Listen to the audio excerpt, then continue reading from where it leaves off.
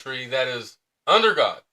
Welcome to tonight's Red America First Town Hall, the nation's number one most engaging platform where we, the people, run the show. Red for the blood of Christ, America First policies and candidates. And I'm your host, Ashley Weiss. Welcome to our National Town Hall where we gather with patriots across the nation to discuss critical issues and hear from inspiring voices. Every Thursday night, for 3 years, Red America First has been the beacon for the unheard Americans, championing the values of faith, freedom, and family. Our mission is to empower communities, advocate for America First policies, and ensure voices of all Americans are heard. And I'm your co-host, Valerie Weiss. Tonight we will be discussing the tragic shooting at Apalachee High School in Winder, Georgia, with Barrow County School District teacher Nancy Murray. We will have a national prayer for this tragic event. Tonight's special guests after are Doug Bando, Senior Fellow at Cato Institution, specializes in foreign policy, and Paul Kamenar, who is lead counsel for National Legal and Policy Center. But first, we have exciting announcements to make. Our website is changing. Next week, get ready. It's going to be really cool. September 12th, we will be having Tom Rentz, an attorney, author, analyst, podcast host. He helped many service members during COVID, followed by another unheard American with Carrie Baker. We are working on RFK Jr. We are close within tentative dates, so we'll have to let you guys know as soon as possible. And we'll be covering the stock market fraud later in the month. Friendly reminder, our team relies on all the support of viewers and donors, so please go to givesendgo.com/RedAmericaFirst/donate. Even $20 could help us on our national mission. For those joining the live stream, tune in for an engaging and informative evening as we work to amplify the voices of the unheard Americans as we build a brighter future for our nation. Join us every Thursday night. Everyone, let's start with prayer. Wendy is our Christian pillar leader for Red America First, and she's going to lead us into prayer tonight. Members, please bow your head as she leads us into prayer. Thank you. Actually, Wendy's not available this evening. She's not feeling well, so I'm going to be leading us. And I'm Teresa. I'm the Christian pillar leader. So I will lead us into prayer. So if everyone would just bow their head. Dear Heavenly Father, Lord, we lift each and every one up to you, Lord, and their families as well.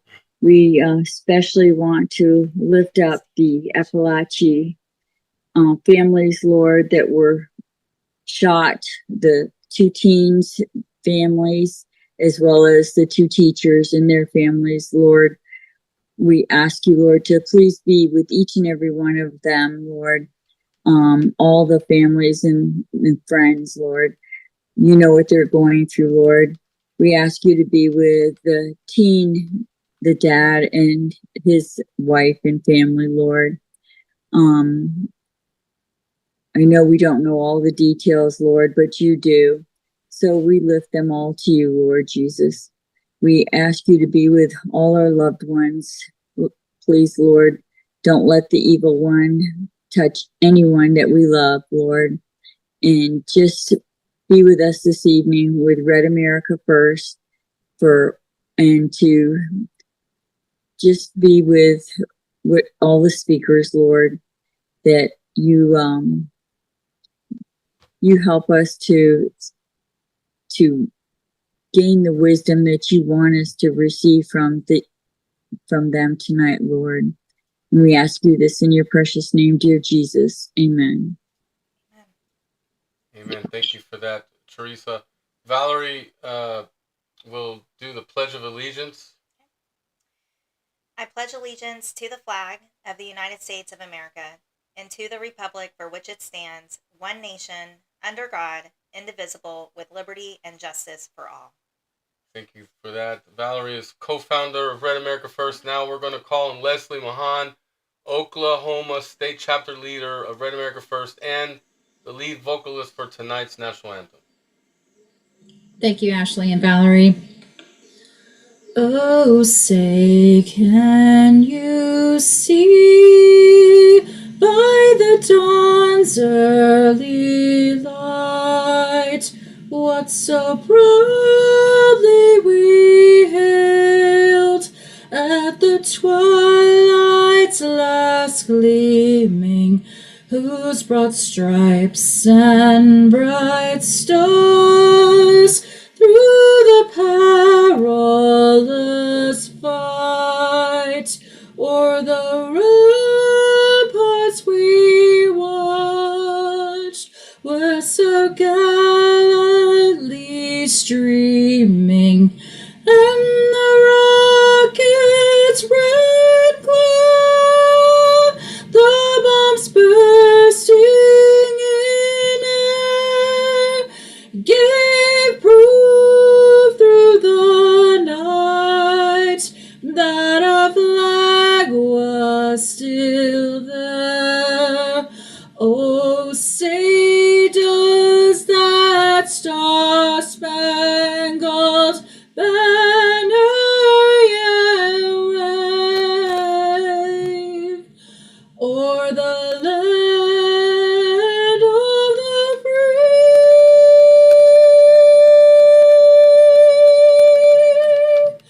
and the home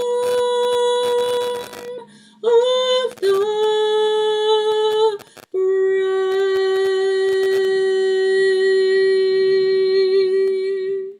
Thank you so much, Leslie. Very beautiful as always. Amazing job. So we're going to call on Nancy Murray. She's a teacher at the Barrow County School Districts, and thank you so much for coming tonight, Nancy. Before we get too specific about the tragic event yesterday, my understanding is you know some of the students because you taught them in middle school. That is correct. So True. one of my goals in chatting with Nancy tonight and everyone that's watching the live stream and everyone in the town hall is we know the tragic story of Sandy Hook and how some people wanted to portray it as, you know, a false flag and nothing happened in any of those events. And I'm here to tell you that we have a family that lives in that town, Winder, Georgia. And my family members do not have their children in the public school system, so they completely avoided this tragic event. But from your perspective, Nancy, you knew the students. This is a real thing. It really happened. Help us with explaining to those that are watching that this is real, that the people did get injured, and you taught them maybe 1 or 2 years prior to them going into high school, because you're in middle school, I believe. Yes. So I work at Hammond Morris Middle School, which is up the hill from the high school. All three schools, the elementary, the middle school, and the high school, are clustered together in a relatively close area. When the shooting started at the high school, we all have the it's called Sedentrix. It's a thing on your badge that you can push if there's an emergency. And it's set up, if you push it once, it just brings an administrator. 3 times, you get a nurse, a counselor, an administrator, the resource officer. If it's pushed 8 times, the school's locked down. It means there's some serious going on, like a shooter. The best thing about it is it immediately alerts all law enforcement, hospitals, medical personnel, everybody, and it tells the exact location where the event is. So when officers start to arrive on the scene, they don't have to hunt around and try to figure out where to go in the school or what's happening and waste a lot of time. So it takes them directly there. So those resource officers were there almost immediately. I was in class with 6th graders and in the middle school, and I also teach 7th graders, so I had access to the 7th grade text string coming down, and the 7th grade teachers can see out the window to the high school. So the second the lockdown came on over the intercom, somebody texted, well, is this just a drill? And the teacher upstairs said, I don't think so. I just saw Deputy Cook fly out of the parking lot with his lights on down to the high school. And so within a few minutes, they could see police arriving and knew that something was definitely going on, and then ambulances, helicopters, and all that showing up. In the classroom, we are very calm. We keep everything calm. The doors are immediately locked, and you're in the room. There's a blackout curtain that goes over your window. The idea is that if a shooter were present on the premises, they would not know anyone was in the classroom and wouldn't try to get in. So that the kids we're all trained. We've all done extensive training with all of this. So the kids know what to do.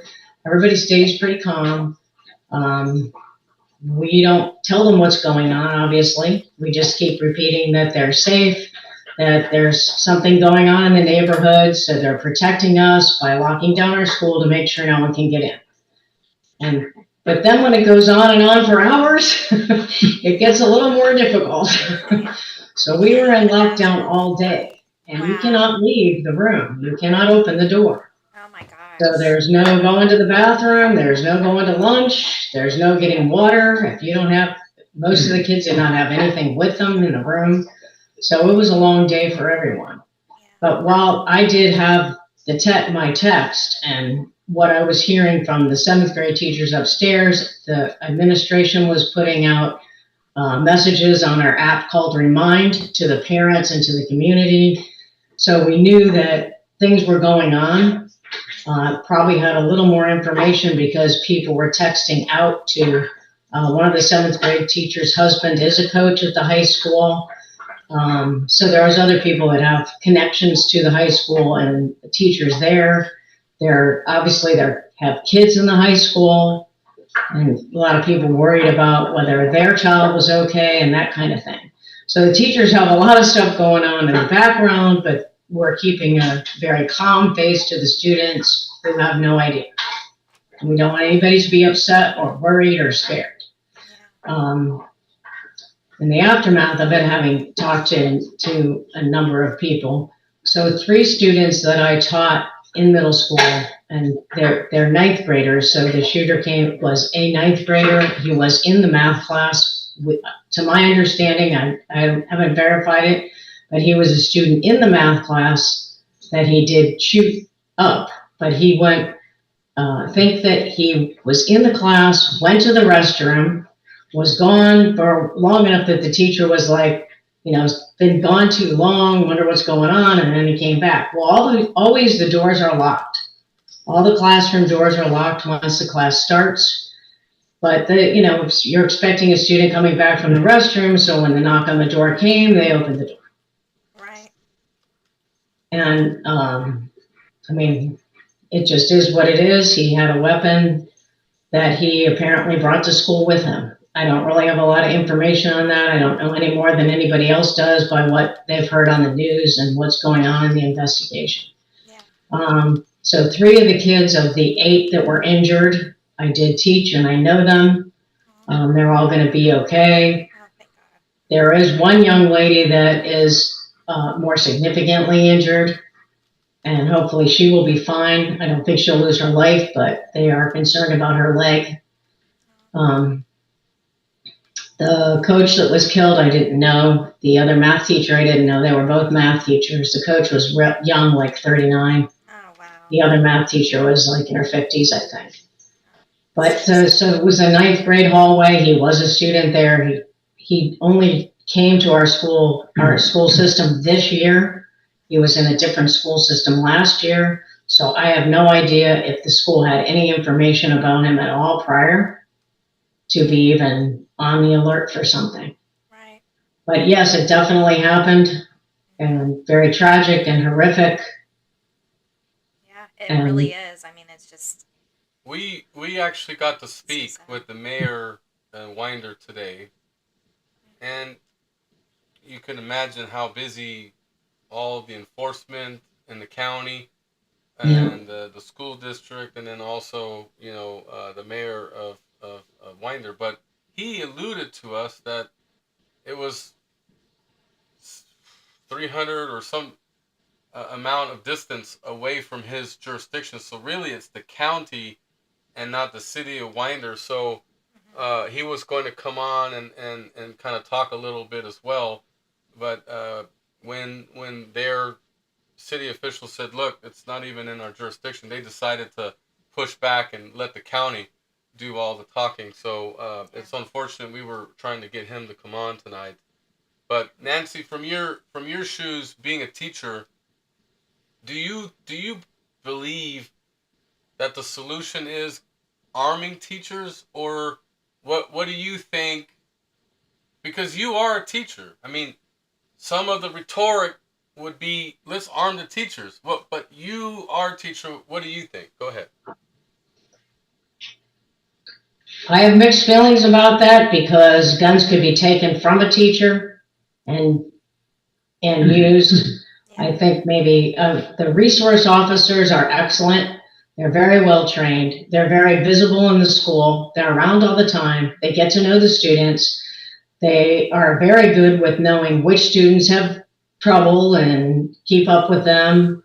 And, the kids are very comfortable with them, and kids will even ask, can I go talk to Deputy Cook? Or can I, I need help. That's good. And they come in and they'll sit in the classroom and they'll participate, and they're really very visible. Everything I've seen, all of them are well trained.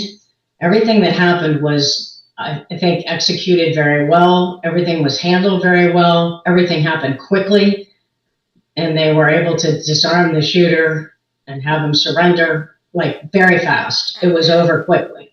Yeah. We spent the whole day in lockdown because of the aftermath. They had to evacuate the school. They got all the students into the stadium. Parents, of course, were frantic and trying to get to their kids. And then, of course, with the shooting and everything else and injured people and all the stuff that had to happen there. So there also was some things that I'm not sure, but I'm pretty sure they had it figured out that there was some question as to whether there was multiple shooters, whether any other students involved, were they trying to go to other schools and things like that. So I think that's part of why they kept all of us on lockdown all day, was while they were sorting everything out to make sure that there was not anything else going to happen or any other shooter around that they had missed. Right. And I'm sure by the time they let us all, it was probably 2:00 or so before we went to a soft lockdown. Okay. And then we finally were released. It took quite a while for parents to pick up children and for buses and things like that. So I didn't get home till about 6. So it was a long day for all of That us. is a long day. So Just Valerie's got a one question. Go ahead. Yeah, I was just going to ask, how do you feel about like the TSA, how do you feel? Do you think that schools should have something that, like metal detectors that the students come through that could prevent something like this in the future, maybe? It doesn't prevent someone hopping a fence like they did in other schools, but in the This sense of shooter was an insider, which is a very different thing than a shooter coming from outside and finding a propped open door like Uvalde or something like that. Yeah. So, everything's pretty tight. The fronts of the schools have bulletproof glass. You have to check in. You're going through 2 levels of glass before you ever enter the school. Nothing is ever unlocked. Yeah, So, sure. all our doors are locked. The school doors are locked. Yeah. Everything's very controlled. We try to make everything as safe as possible. Oh, sure, yeah. And I don't, there's a lot of things with metal detectors and trying to get kids in and out of the building, and we could go to clear backpacks, which we haven't done, Okay, that's or no backpacks, different things like that. But I think, if you don't have to, they want to keep things as normal as possible for people, Yeah. and let people be children and have their lives and all that. So I don't know what's the right answer. I know that we're doing a much better job now Oh, yeah. than we did before, because we're now unfortunately expecting something to happen. although none of us would have ever expected this to happen in Winder, Georgia. Right. That's shocking, because it's a really close-knit community. Everybody knows each other. Yeah. And the schools all work together. The elementary kids do things at the middle school kids do things at the high school, and it's all very connected. Yeah. And the on churches are that very note, involved in the community. on that note, isn't the student that allegedly committed these murders and shot the gun, was he an out of county transfer to this high school? And we're hearing that the FBI interviewed him in the past. Yes, when he was in a different school system. Like I said, I have no idea what the school might have known, or if any information was passed to the school, or if it was just, what the FBI knew. Yeah. But in spite of everybody's best efforts to prevent things, sometimes things happen. Yeah. And what I was most impressed with was how well everything was handled, how quickly it was taken care of. I'm sure many lives were saved. I know some of the high school kids, I think we all took Stop the Bleeding training from the fire department. And I think some of the high school kids might have had some of that similar training. And there was one young lady that was in that math class that was interviewed on the news, or I heard her on the radio. And she had some insight into what to do, and she was helpful. And, I believe she got the teacher moved, and she put her jacket into a bullet hole of another student and things like that. Oh, wow. So I feel like that everything was handled very, very well, as best as it could have been. Absolutely. And tragic things happen, and it's unfortunate. So just a plug for the local radio station, WSB.com, is probably got the best unbiased factual reporting. They actually have a running timeline. And actually, the latest thing is that they've now charged the father with second-degree murder and cruelty to children because of the incident that happened last May. Last May, they had credible reports of a threat of a school shooting. They tracked it down to Georgia. They interviewed this young man. He claimed he didn't do it. The father said, yes, we have rifles, but he has no access to them. And so the article I just read in the newspaper is that the father knew this and did not prevent the young man from accessing the weapons. And that's what his culpability is. And just for those that are on the live stream, what is that website for that radio station? WSB.com. Whiskey Sierra Bravo. Perfect. Awesome. So, Nancy, this is a terrible tragedy that occurred, and a lot of people are talking that Winder is a very conservative area, and it's away from the city, and it's all around a very, very bad topic. Right. There were 8 prayer vigils. Was it just last night? Yeah. Just last night. Sure. Yeah. 8 prayer vigils around the area. People are doing a lot of things to help out, to get counseling, to get food, whatever that people need. And the school system is doing a great job of having counselors available and providing services to anyone that needs them. That's great. So Barrow County is a very rural county, or let me rephrase that, was a very rural county. As Atlanta has expanded, Gwinnett County is the next county in. It's the largest county in the state.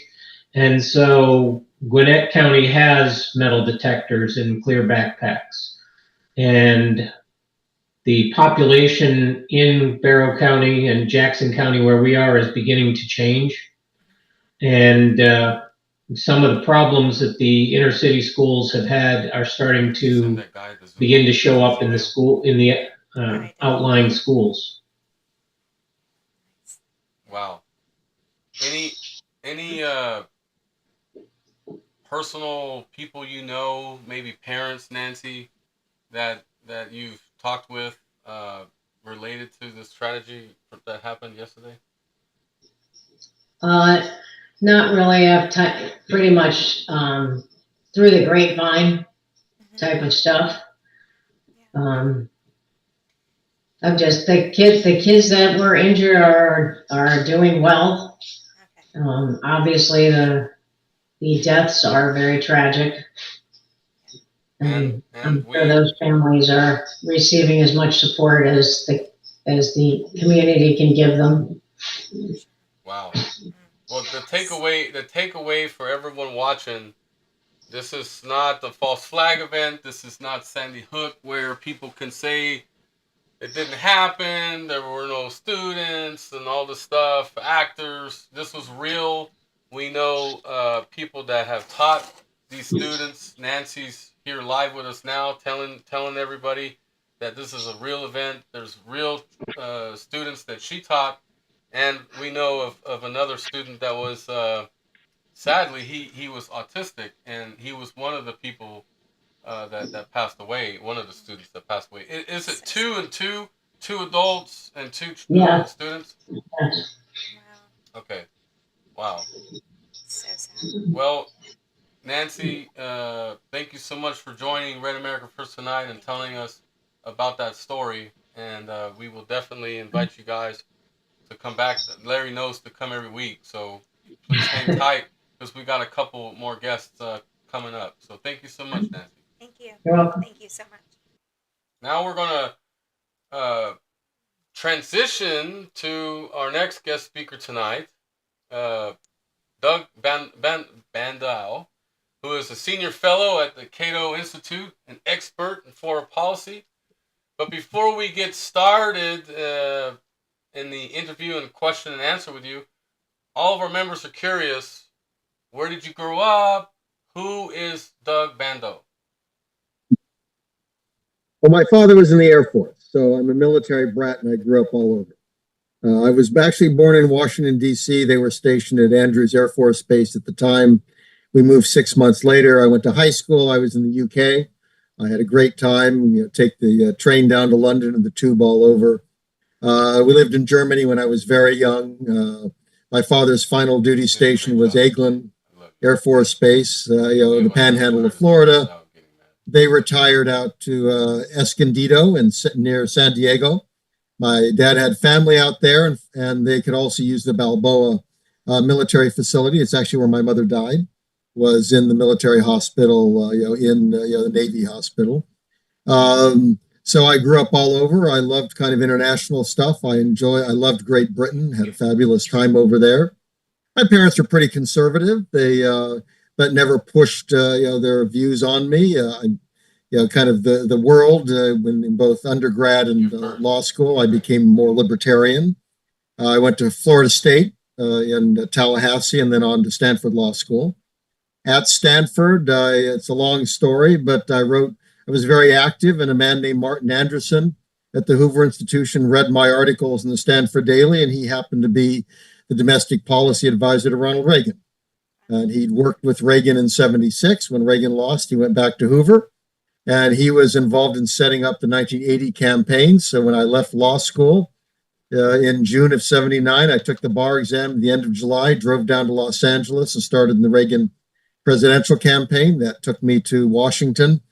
Spent a year and a half in the White House, was a special assistant to President Ronald Reagan. That got me off into the policy field. It was a great time. I look back on those years. I mean, I wish we were back there, frankly.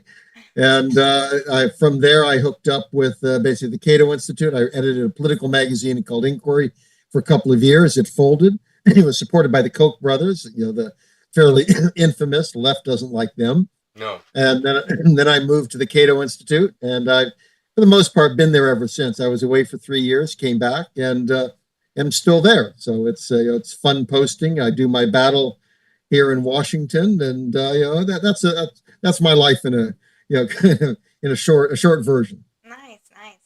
Well, considering your critique on U.S. interventionism, how would you propose the U.S. reorient its foreign policy to avoid what you've described as the pitfalls of empire building, particularly in light of ongoing tensions with China and Russia? Well, I think what's critical here is to recognize, despite all the bad stuff going on in the world, the U.S. is the most secure great power ever. I mean, whether thank God, thank Providence, whatever. We have big oceans east and west, and we have kind of peaceful, weak neighbors north and south. No other country has that, and we should build on that. That doesn't mean there aren't dangers out there, but we should recognize we come from a position of strength. And, we recognize, who are our enemies, what are the threats. Frankly, a lot of the stuff that goes on in the world, it's terrible, but it's not a big threat to us. And I think that we should focus on American national interests. My nephew is a SEAL. My father was Air Force. My uncle was Navy. My associate pastor retired from the Marine Corps, served all over the Middle East. The neighbor who takes care of my house when I travel, retired Navy. These are folks who are willing to give their life for their country, but you don't risk their lives unless there's something very important for America. So I think that's the starting point. Absolutely. And another is that we should expect our allies to carry their weight. I mean, in Europe, look, we're 80 years away from World War II. I mean, that's kind of what on earth, or why can't the Europeans defend themselves? Russia's a nasty player. I don't think it threatens us, and I think, frankly, I don't think it has. Look at how the trouble it's had with Ukraine. The idea it's going to take over Europe, I think, is a fantasy. And my reaction is that we need to tell the Europeans it's time for them, to take over. And we have a lot of that, I think, both Middle East and Asia, dealing with China. And what we need to do is make sure our friends and allies, have the weapons they need, are prepared. But we want to stand back and say, it's their territory, it's their countries. They they stand on the front line, and they should be we can be backup, but we shouldn't be the ones who are expected. Who controls Scarborough Shoal, which basically the Chinese and Filipinos are fighting over. Well, I don't think that's in the first instance our problem. The question is, how do you help the Filipinos? How do you have them? They need to work with the Japanese, etc. Some of that's happening, but we need to push that more. Look, we have big debt problems. We're spending $1 trillion a year on interest alone today. We're doing that without a financial crisis. We're doing that without COVID. We're doing that without a hot war. I mean, how on earth can we afford that? I mean, it strikes me one of the things we need to say is, I love the Europeans, but, we shouldn't subsidize their welfare state. Yeah. Well, that kind of is part of my next question, but you've written about the need for Europe to take greater responsibilities for its defense. How do you envision a conservative approach to redefining NATO's role or encouraging European military independence without risking the stability of the region? Well, I think what you have to do is phase it in, and you have to work with the Europeans. Look, we have to be very clear that they are going to take it over. I mean, almost every president, going back to Reagan, has wanted the Europeans to do more. I mean, Robert Gates, defense secretary, was as explicit as Donald Trump was in terms of the Europeans should do more. And what has made them do more, frankly, is it's Vladimir Putin and the Europeans being nervous that maybe we won't stay. That's the only thing. I mean, as long as we tell them you should do more, but by the way, we're going to be there, well, why should they do more? And I don't blame the Europeans. If I could get away with that, I mean, I tell people, why can't we have the French take care of, I don't know, the polar region? Why can't we get the British to take care of the Atlantic, and maybe the Germans can give us a navy for the Pacific? I mean, if I could convince them of that, that'd be great. So I think what we want to do is sit down with the Europeans and say, look, over the next 10 years, 15 years, I mean, we're done with this, us being the guys on the front lines. You have, a larger population than us. You have a larger, equivalent economy, basically. You have 3 times the population of Russia, 10 times the economy. You guys need to take this on. We're going to phase out. First thing I do is say, okay, Joe Biden put 20,000 extra troops in. We're pulling those out. That's the starting point. And then we're going to phase people slowly but surely. Donald Trump wanted to bring troops out of Germany. That's a good place to start. You don't do everything you don't do everything at once. You don't do it radically, and you sit down and say, okay, you need lift. How do we provide you, and we're willing to sell you the aircraft, etc. What else do you need? Command and control, whatever it is, we work with you, but you need to convince them we're serious. Then I think they're, the Europeans aren't stupid. They don't want to be taken over by Russia. I think they'll react if they have to react, and we need to work with them. And I do think, look, I like the Europeans, and we shouldn't do this is not out of anger. No. What we need to say is that the time we've given you all these years of the shield. Now it's time we take care of our own, and we can't afford to kind of underwrite everybody else. Where at home we've got plenty of problems and massive debt. Since we're on the topic of Europe and Ukraine, was the expansion of NATO eastward a strategic blunder that has now boxed the United States into a corner, potentially escalating tensions with Russia? I mean, how should the United States navigate its support without risking a broader conflict? Most of us are sick and tired of the Ukraine financial support. We believe there's some money laundering going on, but either way, what's your thoughts? No, it was a huge mistake. Now, I want to start this by saying Vladimir Putin started the war. He deserves blame for it. I get frustrated where if you try to explain what has gone on, people argue you're justifying it. I'm not. We need to understand what went on. But, basically the U.S., the NATO countries, European countries consistently told both Gorbachev and Putin, Gorbachev, Yeltsin, and then to Putin, we're not going to expand NATO. And they did. And I really blame this especially on the Clinton administration. I think their view was, screw them, we won, we can do what we want. But, what I find annoying is you say, we don't believe in spheres of influence. Well, of course we do. Well, that's what the Monroe Doctrine is. That's why we care about what happens in Venezuela and Mexico and other places. We argue this matters to us. It's on our border. And I tell people, could you imagine if the Russians wanted to expand the Warsaw Pact to Mexico? The Russians were trying to elect their candidate in Mexico, wanted to invite Mexico to join their, we would freak out. So, it doesn't justify Putin's war, but we should not be surprised they respond the same way. And what I do blame the George W. Bush administration. They knew this. Fiona Hill, who served in the Trump administration, in 2008, briefed George W. Bush and Dick Cheney and told them, you expand NATO, you're likely to get a violent reaction. Burns, our CIA director, who was then ambassador to Russia, he sent back a famous memo saying, essentially, there's no one I talk to in Washington or in Moscow. Doesn't matter who it is. And that's not just Putin. It's everybody. No one there believes that expanding NATO, to Ukraine is anything but a direct challenge to their fundamental interests. They were aware of this. And I think that it was arrogance. I think it was, screw them, we're going to, and what do we gain by expanding NATO up to the border of Russia? I think it was a huge mistake. And I think what we've got to do, we need peace there. And I think, the Ukrainians have suffered greatly in this war. They're the ones who really need to end the war. They're losing the ground war. They want us in, and that would be a crazy idea from our standpoint. I think I admire the fact that you will. We need to be coming up with what kind of a solution can we live with Russia. We need behind the scenes talks. And we just, basically tell the Russians, look, what do you need? And, and we're prepared to say, we're not going to bring them into NATO. And I think Ukraine has to say, look, we'll be neutral. And then it's a question of how do you guarantee the independence of Ukraine, economic support. This should primarily come from Europe.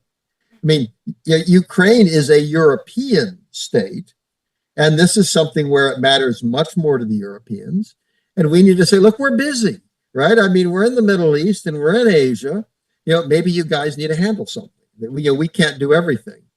And I would wish the Ukrainians well. They've suffered greatly in this war. What's happened to them is hideous. But keeping the war going, I think, is, number one, it's expensive. We have our own needs. Pouring billions and billions into this war. But it's also the potential of escalation. Putin has not responded, I think, because he thinks he's winning. If you think you're winning, why risk escalation? But look, if we thought he was afraid of losing his position, if he thought he was going to lose Crimea, if he thought Russia might break up, I think he'd be willing to use nuclear weapons. We should have no illusions here. This is a dangerous situation. Yeah. Well, I wanted to, before we go to Asia, I want to just pick your brain for a moment. And I want to show you a video that you may be aware of, but it's related to Lindsey Graham, Amy Klobuchar, and the other traitor, John McCain, in 2016, openly collaborating with the Azov battalion, allegedly they're Nazis in Ukraine. Are you aware of that video? No, though I'm not surprised to hear of it, but no, I have not seen it. Okay, I'm going to play it for everybody and the live audience to see this video. So hang tight. I'm going to go ahead and play it. And here we go. I admire the fact that you will fight for your homeland. Я захоплююсь тим, що ви боретеся за свою батьківщину. Your fight is our fight. Ваша боротьба – це наша боротьба. 2017 will be the year of offense. Рік 2017 рік буде ріком нападу. All of us will go back to Washington and we will push the case against Russia. Ми всі повернемося до Вашингтону і ми будемо відстоювати санкції проти Росії. Enough of a Russian aggression. Досить вже російської агресії. It is time for them to pay a heavier price. Час вже, щоб вони заплатили важчу ціну. Our fight is not with the Russian people, but with Putin. Ми боремося не з російським народом, але з Путіним. Our promise to you is to take your cause to Washington.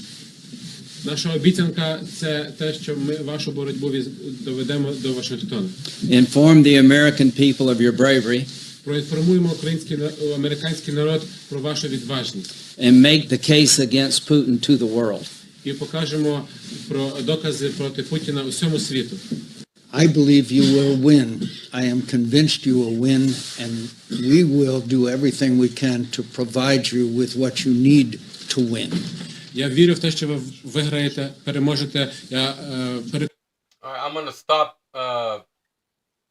really quickly and pause it because our live audience is not seeing the video. So let me stop sharing and get back into the game here. So obviously that's something you've never seen before, Doug, but you can see the uniparty working together. You saw Klobuchar, you saw Lindsey Graham and McCain all there. It was 2016, and they're pushing this proxy war. Now that you saw that, do you still think Putin's behind this war? So I would simply look. My simple point is Putin decided to go to war, and I think that he bears responsibility for that. But look, I think there's a lot of blood on a lot of hands. So I mean, I routinely say European officials, U.S. officials, knowingly and recklessly created the circumstances of this war. I mean, Putin still decided to do the invasion.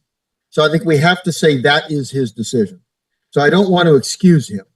But I think allied officials, and again, I go back to Clinton. I mean, I think very much, Ronald Reagan recognized that Gorbachev was different and helped, and basically brought the Cold War to an end. George H.W. Bush, I think, handled it very well in terms of how he dealt with, the Soviets. I think that the Clinton administration, they're the ones who really started the mass expansion. I mean, we bring in countries like Macedonia and North Macedonia, and Montenegro. How does this help American security? So I think, look, Lindsey Graham is the great warmonger on Capitol Hill, and John McCain was. And they did that all over. I mean, my favorite is Libya. I mean, they went over to Libya and had dinner with Gaddafi 2 years before he was overthrown, and they had this great conversation about, he wanted to get C-5As fixed up by America, and they were saying how much they loved him because he didn't like terrorists. And then 2 years later, they're out there demanding that we overthrow him. And my reaction, look, he's a nasty guy, but that's not new. Why are we doing this? How is this in America's interest to suddenly blow up Libya? And 10, 15 years later, it's still a mess, and they still have conflict. My view is people like Lindsey Graham are responsible for so much damage, Syria and elsewhere. Oh my! Every time I see him, I want to retch. And it leads right into my next question. Given the historical pattern of our country intervening in so many prolonged conflicts? How do you propose the United States should recalibrate its foreign policy to avoid being drawn into another war, China and over Taiwan? Look, this is something where I think, I mean, it's easy for American people not to pay a lot of attention to foreign policy. I remember once I was in Greece and somebody asked me, what do Americans think about Greece? And I said, they don't. I mean, why would they, right? I mean, if they think of Greece, they think of ancient Athens and Pericles or something, or the Acropolis. And I mean, look, I mean, Americans, we live in this wonderful country that's the most powerful country on earth, the richest country. And again, I mentioned earlier about how secure we are. I mean, there's no land border in which some army is going to show up. I mean, we have to worry about missiles and terrorists. And those are bad things, but it's nothing like being surrounded by enemies who want to invade you. So it's easy for Americans to say, oh, please, I have a life to live. I have work to do. I have my family. I have, and I think what Americans have to understand is that, the folks in Washington have a different agenda. And I think, I mean, my institute, I mean, we're kind of on the outs on this. Most of the people in Washington, I mean, they profit from an interventionist foreign policy. It makes them feel important. They get invited to Europe. I mean, if you're a NATO analyst, do you think you get invited to Europe to say NATO should be European? No, they want Americans to go over and say how wonderful Europe is and America should do, 10 times as much stuff. American people need to say, no longer. And I do think that 2016 with, Donald Trump's election, part of that was Americans who were, especially working people. I mean, who does the fighting? My nephew's a SEAL. I mean, if you have family members in the military, this matters a lot more than if you're sitting around in Washington going to conferences talking theoretically about, isn't all this stuff wonderful? I mentioned my associate pastor in Marine. He retired as a colonel. I mean, he was over in Iraq. He was in Afghanistan. He was throughout the Gulf. And he came out of those experiences pretty horrified by what America was being dragged into. American people need to say they're done with it.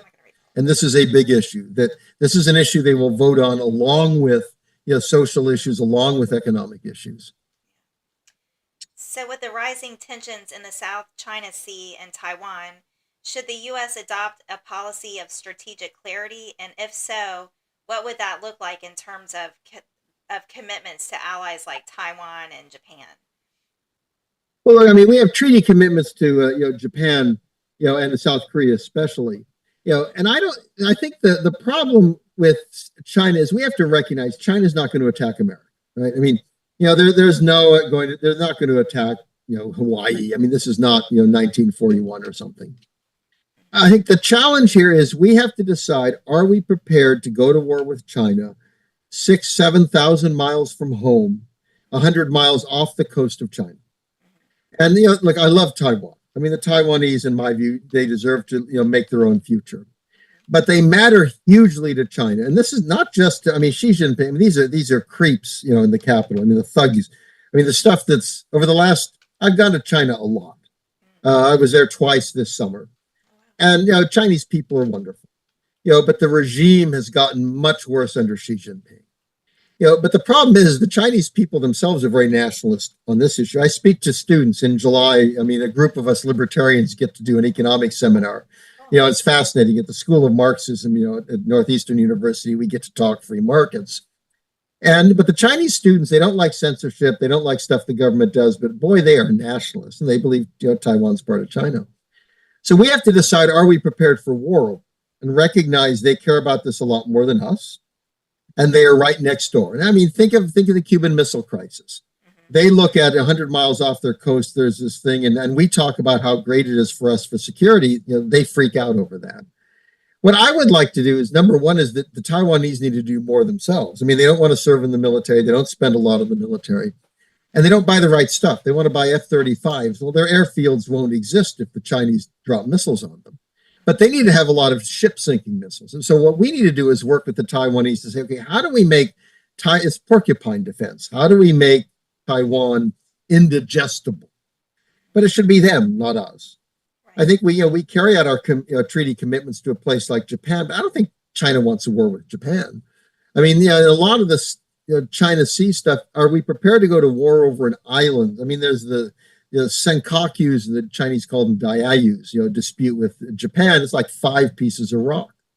We need to decide what's our fundamental interest, at what point are we prepared for confrontation. And quite honestly, one thing I would do is I would not be upset if the Japanese and South Koreans had nuclear weapons. And it's not a good solution, but look, do I want to risk American cities to defend Tokyo and Seoul? Or would I prefer that they have a nuclear deterrent? So suddenly I think China starts, well, I don't know, if you're sitting in Beijing, do you want to start throwing nukes around if you know that these guys can throw them back? And I think we need to discuss stuff like that. Again, are we prepared forever to try to have the military strength to project power thousands of miles from home and defeat China on its border? That is a very difficult thing. And look, a war over Taiwan would be economically disastrous, but it'd be hard not to escalate. They would use mainland bases. We'd have to attack mainland bases. Well, if we're attacking the Chinese mainland, they are very likely to escalate. They couldn't accept that. Well, what does that mean? Does that mean taking out Guam, Commonwealth of Mariana Island, Northern Mariana Islands? Does it mean Honolulu? I mean, so suddenly, where this stuff could go. And if we're going to go that route, we need a discussion with the American people. This can't be something where the president says, yeah, I'd defend Taiwan. Well, you need a congressional declaration. And by the way, the American people need to be aware of this and supporting it. You don't want to go to war and just say, I'm going to go off doing this. What are the American people for it? Level with them, make the case, and let's have a real discussion and debate as opposed to having this kind of decided by folks in Washington. Absolutely. I have one question.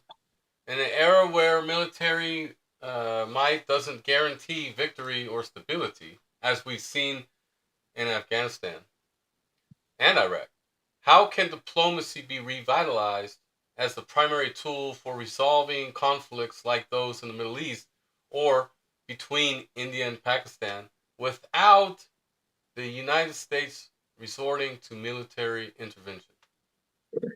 Well, part of it is to recognize that if we really want to be kind of a diplomatic player, in some cases we need to, not choose sides. Pakistan and India, oh my goodness, what a mess. How do you resolve that? Well, the challenge there is, once we get involved in those, we've worked with Pakistan over Afghanistan. Pakistan has not always kind of taken our side. We want to work with India, against China. And India wants us around, but they don't want to go to war on our behalf. Both of those countries have religious persecution. Both of those countries have a lot of problems. I think that's one where, to the extent that we can stand back, we can help diplomatically, but we also have to recognize, in the end, they're going to make their own decisions. So we don't want to get ensnared, and we want to be very careful and not have either side think we have to come in on their side. The Pakistanis got mad if we declare India something. India gets mad if we do something with Pakistan. And we need to try to step back and, to the extent we can, abstract ourselves from both of them and say, we're not on either of your side. A lot of this, I think, is if the U.S. steps back, other countries have to do more. I think, look, Japan and South Korea should work together. Democratic allies, both of them have reason to worry about North Korea and China. And they, especially the South Koreans really, really hate the Japanese. And there's a reason for it. It goes back to, Japan took over South Korea, essentially colonized it, treated the South Koreans very badly. Over the years, Japanese officials periodically announced how the South Koreans should be happy at the fact they were civilized by the Japanese. Doesn't go over very well. And to my mind, the problem is both of them can rely on America so they can play politics at home and attack each other. But if they know that, they need to be responsible in the first instance for their defense, I think suddenly it changes the calculus a bit. It's like, oh, maybe you shouldn't be quite so irresponsible because we're actually expected to deal with this. So I think some of those is to make very clear, we're kind of the offshore balancer. We want to make sure the independence of our allies is not threatened, but that doesn't mean we're the first people on station if there's a fight over the Senkaku Islands. That's why the Japanese have a navy. We may back them up, but that doesn't mean we should be the first ones there if they decide to have a fight with China. I think that would really help, get their attention and force them to do more. Oh, thank you. So those that are watching live stream, we're opening up now to the members of Red America First that are on the town hall to participate and engage. directly with Doug, and we're going to call on our first member here, Nancy, Florida. Go ahead with your question. Thank you. 30 seconds. Hi, I'm new to this, and I just happened to see Ron Labat on Facebook today, who's from a hometown near me. So I'm really not prepared for this, but it's quite interesting. I am very involved here in South Florida with the. Wait, Nancy, ask your question. Does being the leader of NATO? Let's focus on the interview with Doug. Sorry. I'm not prepared to ask a question. Okay. She asked, does being the leader of NATO give us a military asset we can leverage without risking 100% of America's soldiers? I don't know where we get that benefit. I mean, look, if the Europeans don't want to defend themselves, they're certainly not going to help us fight China. I mean, there's this discussion about having NATO get involved in the Pacific, and I think this is nutty. I mean, a couple of years ago, the Germans sent a frigate, one ship, frigate, to Asia to show the Chinese how concerned they were about China. And then they asked the Chinese if they could have a visit to the port of Shanghai. Of course, the Chinese contemptuously told them to go stuff themselves. I mean, I want the Germans to defend Europe. I want the British to defend Europe. So I don't see much benefit there. I think the prime benefit for the United States would be if Europe did the bulk of it, the defense of Europe. I mean, why do we have any land troops there? They have a larger population than we do. And, in defending themselves, they can even use conscript troops. Some of the places have, conscripts. They can't send them, say, over to, Europe or over to Asia or something. But why do we have to put land troops there? So when I think the problem is, expanding NATO meant we expanded our defense, responsibilities. I mean, every time somebody, the Baltic states, who I like, but the Baltic states say we need a no-fly zone over Ukraine. I looked up the military specs on the Baltic states, and they have something like, 6 airplanes between them. I mean, they're not going to be enforcing a no-fly zone. They want a no-fly zone that we will enforce. So we need to make it very clear that from our standpoint, the best thing for the Europeans is you guys do Europe. We may back you up, but again, in the first instance, you should be doing this. That frees us up to worry more about Asia, because to me, China is the big, complicated, difficult issue for us the rest of this century. Russia's a declining. China, it has a lot of problems, but I think China is the biggest, the most closest to being an equal to the United States. I don't think it's an equal, but it's closest. They're the ones we need to worry most about. Thank you so much for that. The next question is coming from Georgia. Nancy and Larry, go ahead. Thank you. So there's a lot of talk about, from an economic point, of onshoring, bringing production back to the U.S. And while that would be a great thing, I still am not going to pay $150 for a toaster. And so what is the role of ally shoring? In other words, instead of necessarily focusing on bringing it back to the U.S., at least bringing it back to countries that are friendly to us. And should that be a key cornerstone of policy going forward? Yeah, another term for it is friendshoring. No, look, what we need to do is we want diversity in terms of supplies. That, it's not even good necessarily to have all the supplies in America. I mean, we have chip production in Texas, and during one of the ice storms, chip plants got shut down even in America. So the point is, I think we want diversity. And I think what we're seeing today is after COVID, after a number of things, that there's clearly a problem of having too much production of critical assets in China. And, conceivably elsewhere, but China's the real, and they're really, it's not so much anybody else. So I think what we need to do is choose carefully what we think the vital issues are in supplies. And then the question is, how do you encourage that by working with friendly countries? And that could even be like Southeast Asia. I mean, there's a lot of places, Mexico, where one can imagine you want to have a diverse supply chain. So you have a lot of places you can go. And so how do you encourage that? You encourage companies, maybe use tax benefits. Part of it, I think, is companies themselves. We're seeing investment in China down.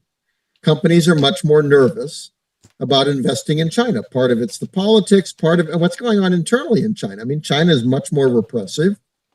It's harder to do due diligence economic analysis. People get arrested. Now suddenly economic statistics are secret.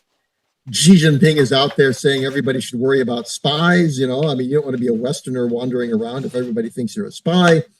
So there's a lot of things, I think, coming together on that. And what I would emphasize is friendshoring, but hopefully in the U.S. too. Thank you for that. The next question is coming from our Oklahoma State Director, Leslie.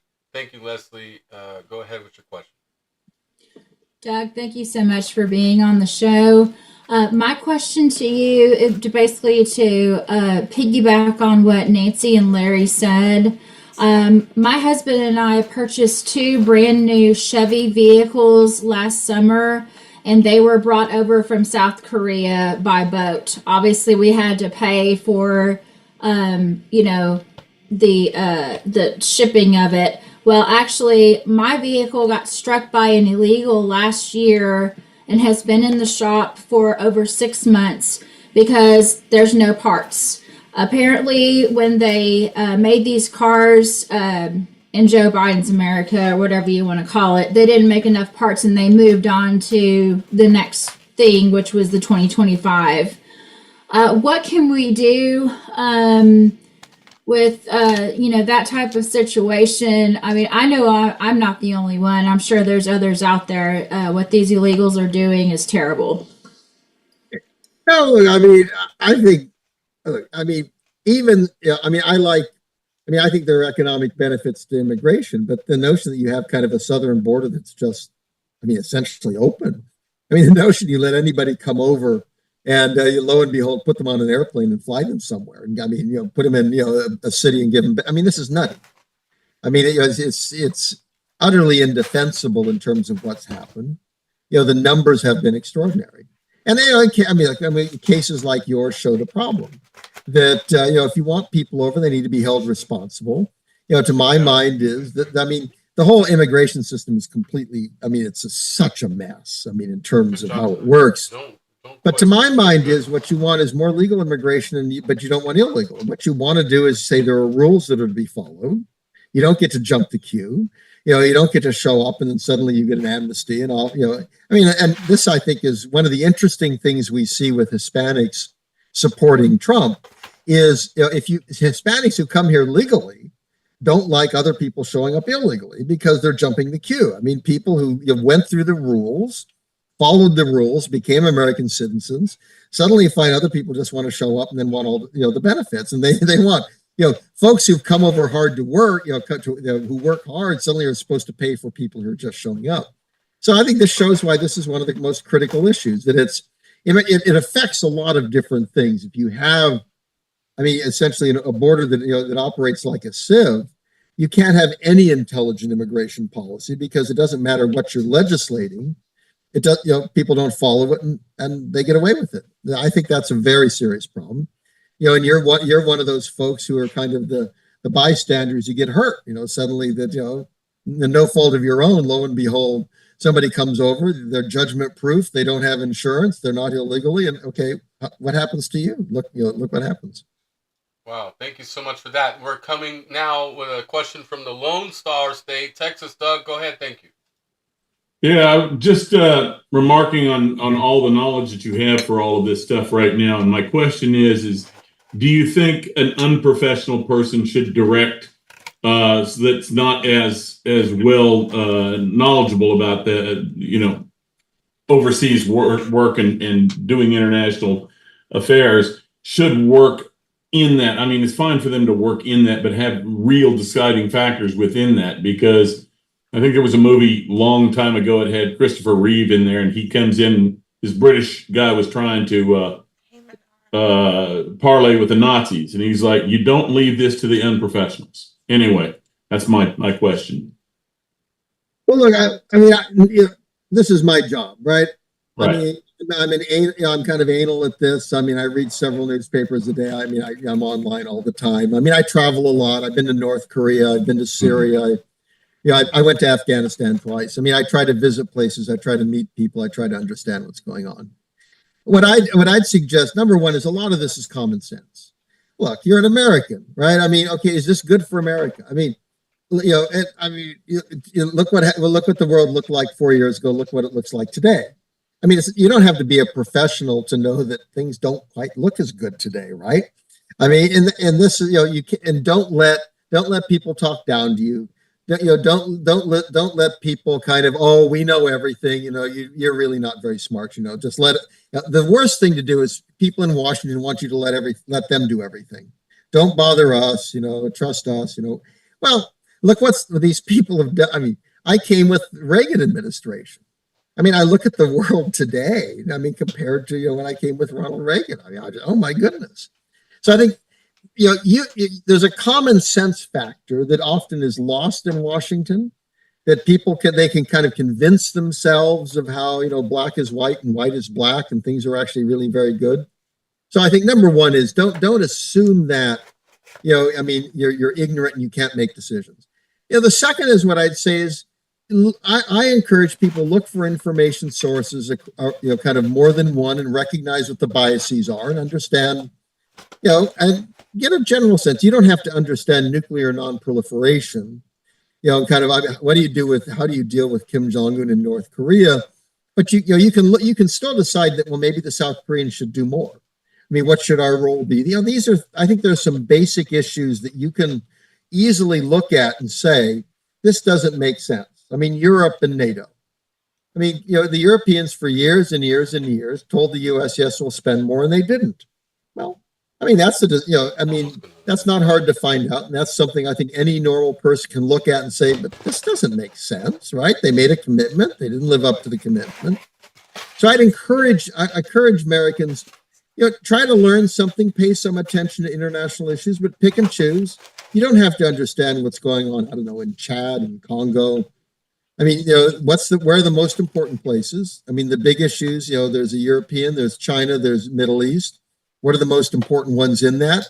Try to watch what's going on. I mean, pretty soon you look at Iraq and you can say, boy, that wasn't working out well.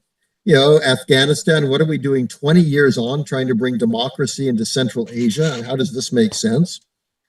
Normal people got that a lot sooner than a lot of folks in Washington got it. So don't put yourself down. I mean, it strikes me, I mean, you're not going to be able to learn as much as me, but you have a real job. You have families. You have a life to live.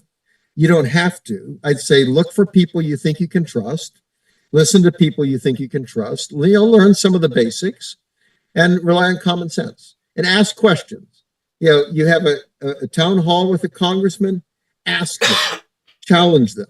Say, this doesn't look right to me. Make them justify their positions. Thank you so much for that. We got a question from the state of Nevada. Go ahead, Ron. Thank you. Well, Doug, thank you for being here. I really appreciate you giving us the time. And my limited knowledge is limited. But what is your impression? What do you think the results are going to be from the current administration's promise or indication to send long-range missiles to Ukraine? And how is that going to, what are going to be the ripple effects of that? And do you think that's in our best interest? And personally, I don't. I think we should be getting out of Ukraine. And I personally believe that the U.S. should broker a peace treaty with Russia through Ukraine, because actually the U.S. is controlling the whole thing, not Ukraine. So the U.S. needs to, but that's my thinking. What are your thoughts on this proposed long-range missiles, and what effects would it have? No, look, this is, I think, very dangerous. We're fighting a proxy war plus. Back, during the Trump administration, there were arguments. Some people charged the Russians with, giving money to Taliban to kill Americans. It appears to have been a completely false story. But people were talking about, the numbers we were talking about at the time, the Taliban at that point, because the Trump administration was negotiating, trying to get us out, there wasn't much fighting. We basically weren't going out to engage the Taliban, and they weren't making an effort to attack U.S. troops. The fighting was between Afghans. But I mean, everybody freaked on that. And Biden in the 2020 campaign, talked about how, oh my, we need to punish them and et cetera, et cetera. Well, I mean, if we are killing thousands of Russians. I mean, the weapons we have provided. I mean, if you're from a Russian standpoint, we are at war with them. I mean, we're providing, lots, conventional weapons or missiles, now F-16s, everything. And if you provide long-range missiles, if they're used to strike well within Russian territory, I mean, again, we need to flip this around. People in Washington have trouble with this. But my reaction is, could you imagine if there's a fight going on in Mexico and Russia provided, missiles to Mexico so they could shoot, interior of America? Americans would freak out. I mean, I think the good news is, in a tragic sense, is as long as Putin thinks he's winning, he's probably not going to escalate, because if he can win, why risk everything? But if he has any doubts, and there's some point where, if the Ukrainians would use missiles and like hit the Kremlin or something, there's some point where I think that they would have to respond. They probably wouldn't attack an American target, but you could imagine them using tactical nuclear weapons in Ukraine. You could imagine them maybe trying to hit facilities in European countries where the missiles are stored or something. It's really dangerous. And I think you're right. We need a peace agreement. It's not going to be easy. And I think this is one where the U.S. and Europeans need to talk to Russia. And then we need to go to the Ukraine. Now, Ukraine can do what it wants, but they need to understand we're not going to finance a war, so they get Crimea back. I mean, it's that's not in our interest. It's not worth it for us. The risks aren't worth it. The costs aren't worth it. We need to bring peace to Europe. And look, ultimately, I think we want a better relationship with Russia, if for nothing else, and we want to pull them away from China. Today, we've managed to push Russia and China together. This is a really stupid thing. I mean, Richard Nixon worked to split them apart. We've pushed them together. That's not good for us to take kind of the number 2 and 3 military powers on earth and get them to work together. We have a question coming in from the state of Hawaii. Aloha, Mageso. Go ahead with your question from Hawaii. Thank you. Yeah, thank you. First of all, the United States is a republic, so I wish we'd stop referencing democracy, even though it's made of democratic principles. When Trump went before the United Nations in his first speech, he basically presented a world truce. He talked about the sovereignty of all nations, and that each nation should take care of itself and not worry about the wars, but take care of their own people. NATO and the United Nations both claim to be peacemaking organizations. NATO supposedly has troops that would enter in. The United Nations has a supposed human rights agreement with all nations. But we know neither of them are just fueling the fire of chemical warfare and health issues when they should be promoting peace. Why do we even need to belong to NATO or the United Nations? Well, I think that NATO is a good example of how if foreign policy should change based on circumstances. Coming out of World War II, Europe was ravaged, was a mess. The Soviets had advanced to mid-Europe. We were concerned that Joseph Stalin, this is a nasty guy, got the Red Army, would he march further? So NATO became essentially the shield behind which Europe was supposed to redevelop. Dwight Eisenhower was very explicit. He wasn't the only one. Dean Acheson and others were very explicit that the idea was not to have a permanent American military presence there. The idea was to shield the Europeans so they could develop, and at which point they could take over their own defense. That never happened. And to me, that's the problem, is that a policy that might make sense in 1950, 1960, probably isn't going to make sense in 2024. And I think that's one where I think that in terms of NATO, the U.S. should say this is going to be a European-led, European-run defense. And, we can cooperate with the Europeans. I think we share interests. There are places we can work together. But that's where you say circumstances have changed. It's now the Europeans who take the lead on their own defense. Yeah, the United Nations, oh my goodness. You can't take it seriously, unfortunately, in terms of how it operates in promoting peace. It simply doesn't. The General Assembly is kind of a debating society. The Security Council has 5 permanent members who can veto everything. You have specialized agencies that range all over. I mean, some of them have been taken over by the worst kind of, dingbats and twits and, whatnot. With Reagan, we were dealing with the new international economic order. It was kind of global socialism, where we can use the UN to redistribute money from the United States. They called it the G77, kind of the third world lobby. All the socialist countries wanted money through the UN. So, I mean, the UN that was created with great hope out of World War II. I mean, it came out of the worst war in human history. I mean, there was this desire, if only we can kind of come together and work this out. Unfortunately, today, I think there are some agencies and refugees and stuff where they help with cooperation, but boy, there's a lot of stuff there that's a complete waste. We spend a lot of money, we don't get much out of it. Some of it gets taken over by lefty groups, lefty countries. China tries to take control of agencies. So yeah, I mean, again, I think it makes sense to reconsider membership, reconsider policies. What may have worked or we hoped would work in 1945 or 1950 probably isn't going to work in 2024. Wow.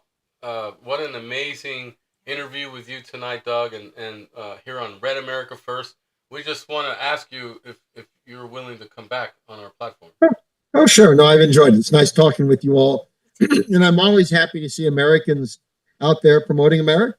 Americans concerned about the future of the country. Americans worried. I mean, it's people across America need to take control. I mean, I've worked in this city. I came here in 1980 with Ronald Reagan. I mean, Washington's a unique place. People across the country have to say, this is no longer Washington's America. This is everybody's America. So I'm very glad to see you all active. Awesome. Thank you so much, Doug, for coming on Red America First. We're going to have you come Absolutely. back. Thank you, sir. That's Doug. We're going to transition now. Go ahead, Val. Well, tonight's second special guest is Paul Kamenar, who is the lead counsel for the National Legal and Policy Center. So today you had a pretty exciting day. You were front row at Jack Smith's trial. Can you tell us what your biggest takeaway was? Oh, we got to unmute you. Holy shiza. All right, can you hear me now? We can hear you now.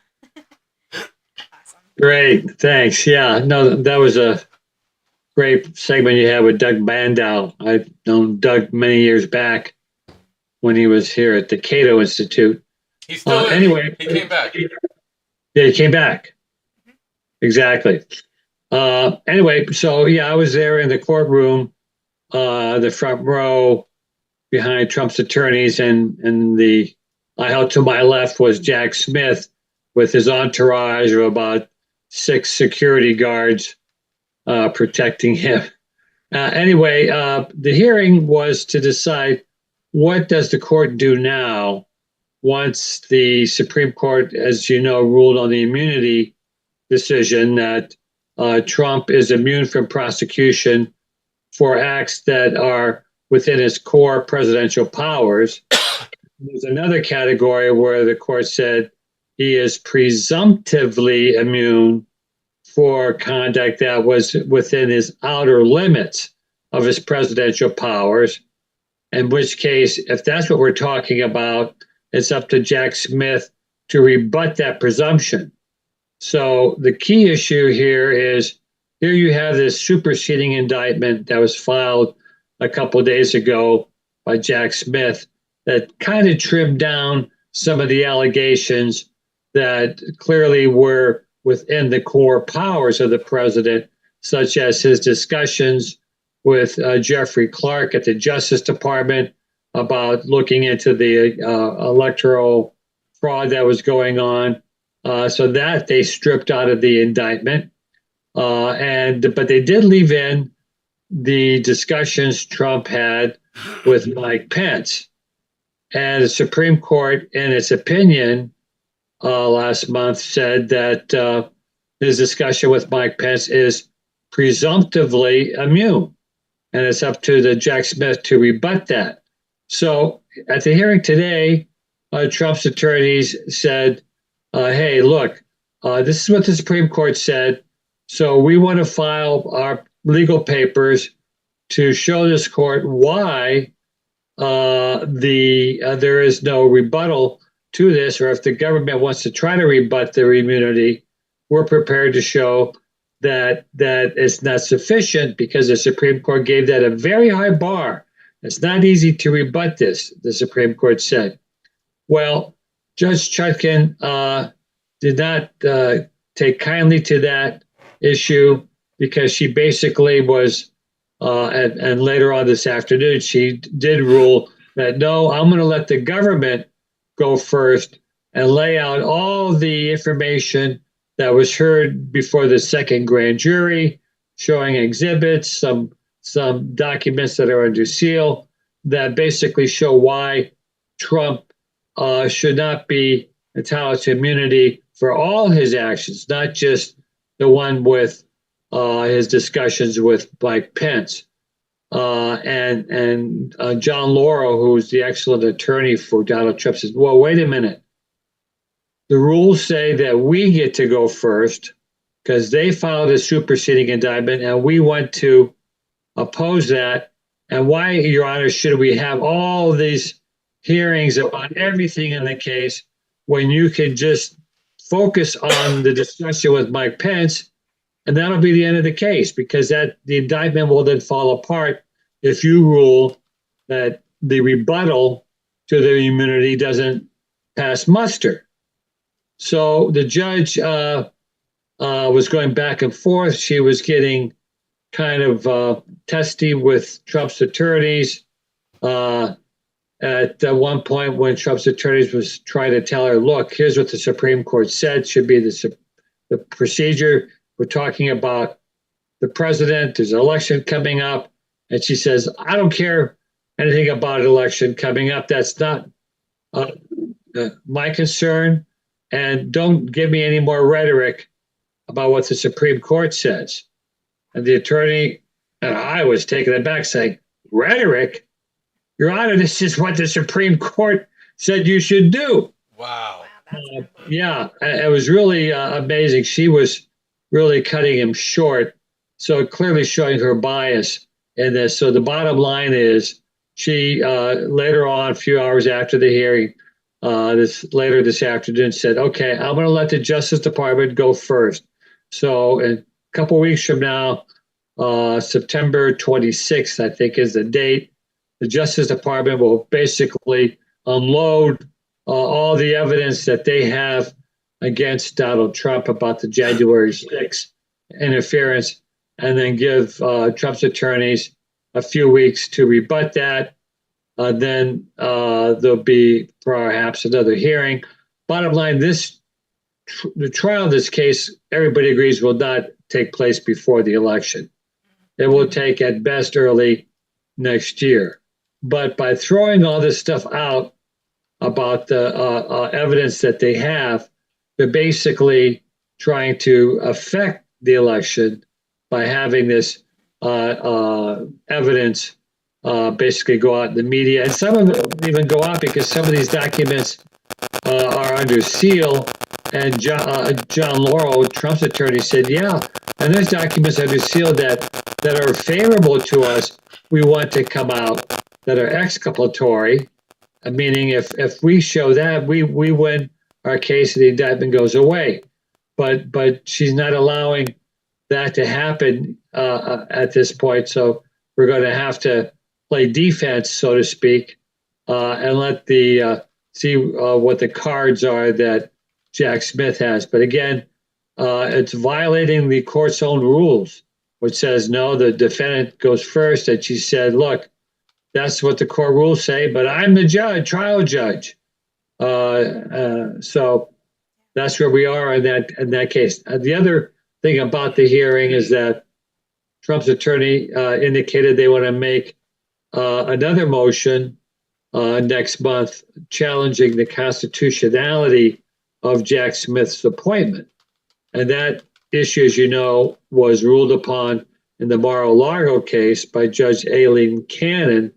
She ruled that Jack Smith is unconstitutional because there's no statute that set him up as a special counsel. And so she struck down that indictment. Now, that case is on appeal to the 11th Circuit. So what John Lauro did in the court today, saying, and by the by, we also want to make this other argument. And the government and the judge said, well, you could have made that when he was indicted a year ago, which is technically true. But what John Lauro said is that, look, the Supreme Court in this immunity ruling that we're talking about today, you also had Justice Clarence Thomas say in a paragraph or two that, by the by, where's the authority for Jack Smith to even bring this case? And that's what the judge in Florida took to heart and ruled against Jack Smith. And when today's court, where John Lauro said, that's why we want to bring it again, because the Supreme Court mentioned that in the ruling, and Judge Chutkin, the judge in the DC case, says, oh, well, that was just Clarence Thomas. That was just his opinion. And I don't think too much of the ruling by the judge in Florida, Aileen Cannon. But if you want to file your motion to challenge Jack Smith, you have to first file a motion for permission to file the motion. So, so is this DC judge that corrupt? I mean, this sounds unusual. Yeah, it is unusual, and it's clear that she's on the side of Jack Smith. I mean, when she said that, hey, I'm not concerned about the election coming up, that's neither here nor there as far as I'm concerned. Well, the point is that this is election interference by Jack Smith, pure and simple, for two reasons. One, he could have filed the case long ago, before Trump even announced he was running for president. But no, he waited until after he announced and said, aha, now we're going to go after you. And number two, this superseding indictment filed a week or so ago was filed so close to the election, and the Justice Department has a policy that you're not to bring any charges within 60 days of an election in a case, so as not to be seen to be interfering with that election. And so the Justice Department saying, oh, well, wait a minute, the election is more than 60 days away. You go, not really, because starting today, I think some states are having early voting. So the election has already started and will be in full gear these coming weeks. So anyway, that's where we are with that case. And we'll see how it goes. But it wasn't a good showing in the court. But I think ultimately the Trump argument will prevail on the immunity case if it does go before the Supreme Court, and if not, on the appointment clause case, which eventually would go to the Supreme Court from the Florida case. So we'll see how it goes out. Well, this kind of leads into the next question. Considering your critique of the appointment of Special Counsel Jack Smith, how do you propose we balance the need for independent investigations with constitutional accountability, ensuring that such positions do not become tools for political witch hunts? That's a very good question. The argument is that, yes, there should be someone who can be seen to be independent of the Justice Department, but that can be easily solved by following the Constitution. In other words, all U.S. attorneys in this country, all 93 of them, are appointed by the president and confirmed by the Senate. Here you have Jack Smith, who was tapped on the shoulder by Merrick Garland, said, hey, how'd you like to be a super U.S. attorney? You can file indictments in D.C. You can go down to Florida and file indictments. You can do whatever you want, and I'm going to let you run free. Well, that is a way of really letting loose someone with no accountability, and you can still have a special counsel that does meet those qualifications in this regard. Let's look at Hunter Biden. The special counsel there is David Weiss. David Weiss is also a confirmed United States attorney. What Mayor Garland did was say, look, I'm going to give you another title and give you some independence here, and you be a special counsel to prosecute Hunter Biden. Now that we have no problem with, because the prosecutor has gone through the appointment process under the Constitution, and at the same time does have basically some independence to prosecute cases that are politically sensitive. And in fact, we could talk about the Hunter Biden case, because just a couple hours ago, he pled guilty in the tax case in California, which is breaking news. So you want me to talk about that a bit? Yeah, go for it. Definitely. Yes, this is all you, and waking up people to what Jack Smith's trying to do in the D.C. courts, and the D.C. courts seem really shady. Yeah. But yeah, tell us about Hunter Biden. Go ahead. Yeah, the Hunter Biden. We're suspecting Daddy's going to pardon him. Well, that's a very good point. And in June, when Joe Biden was asked, if your son is convicted, will you pardon him? And he said, no. Well, that was when he was still running for president. So he probably had to say that in order to tell the voters, I'm not going to, pardon my son and change the course of the criminal trial.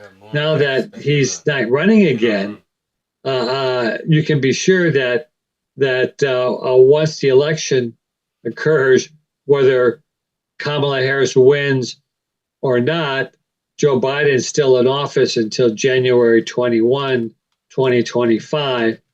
And I predict he will either pardon his son or give him a commutation, meaning it's a get out of jail free card, but does not erase the conviction.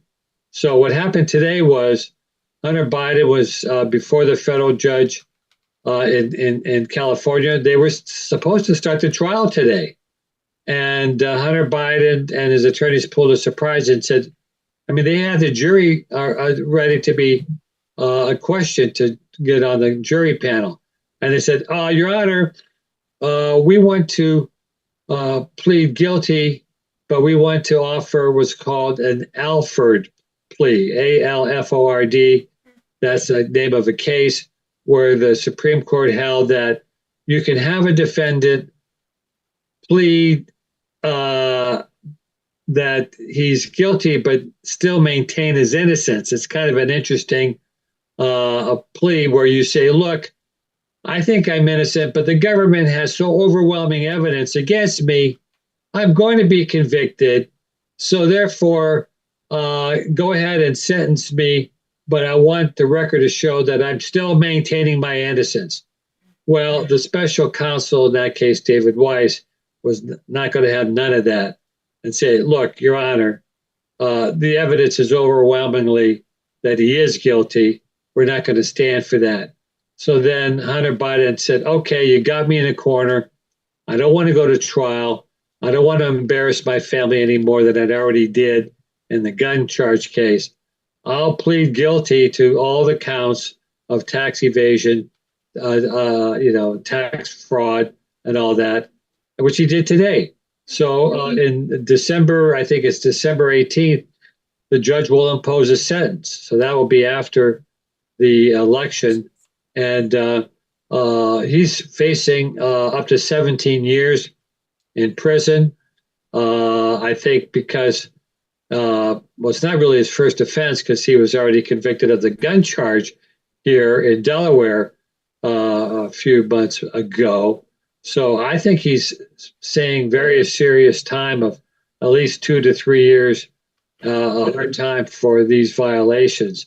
But again, his dad may give him a get out of jail free card, or maybe even Kamala Harris after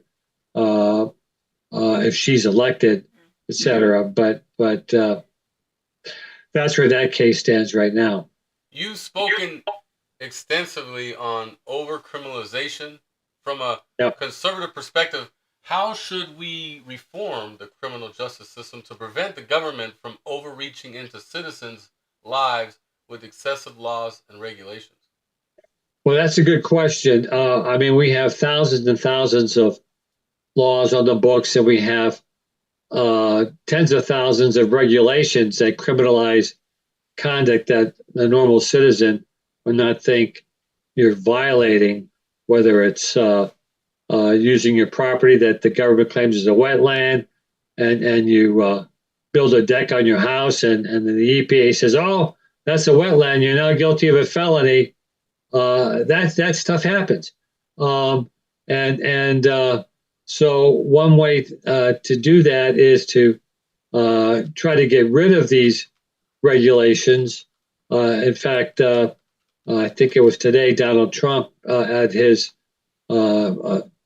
speech before the Economic Forum said one of his economic policies will be to eliminate these regulations, that for every new regulation that the bureaucrats want to install, 10 old regulations have to be taken off the books, which makes sense because we are overregulated. So one way to try to solve that problem is to get rid of all these regulations. The other way is to have prosecutors who use common sense and don't abuse the law and go after honest citizens for inadvertently violating some regulation. I mean, it's one where the courts ultimately have to also cut back on that. And just to give you one example that also applies here in the Trump case, there's 2 counts in the 4-count indictment that charges Donald Trump with obstructing an official proceeding.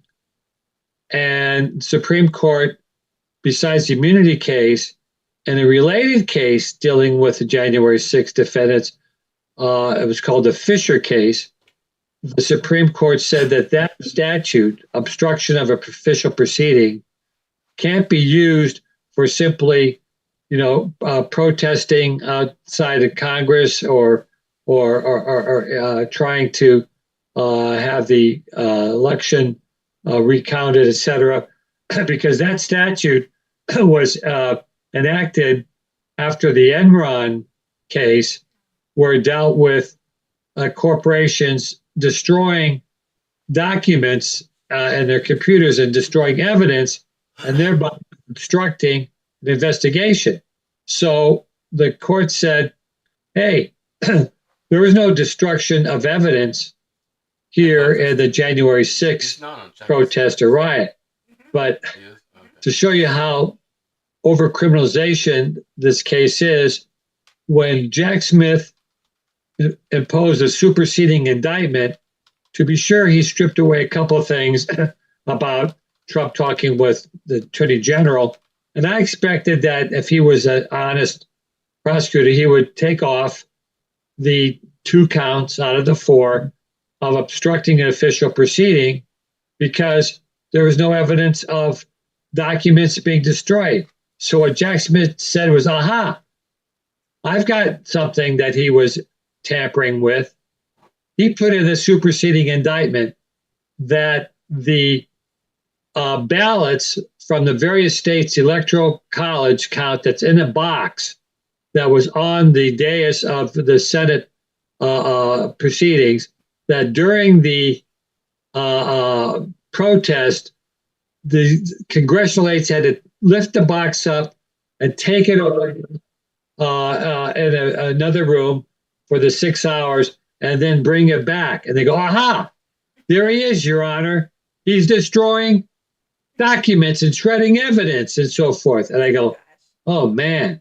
I mean, talk about over-criminalization. I mean, I can't believe that they're saying that a jury will find beyond a reasonable doubt that Donald Trump intended for the box containing the electoral votes to be absconded or torn up etc. I mean, that's how crazy this guy Jack Smith is.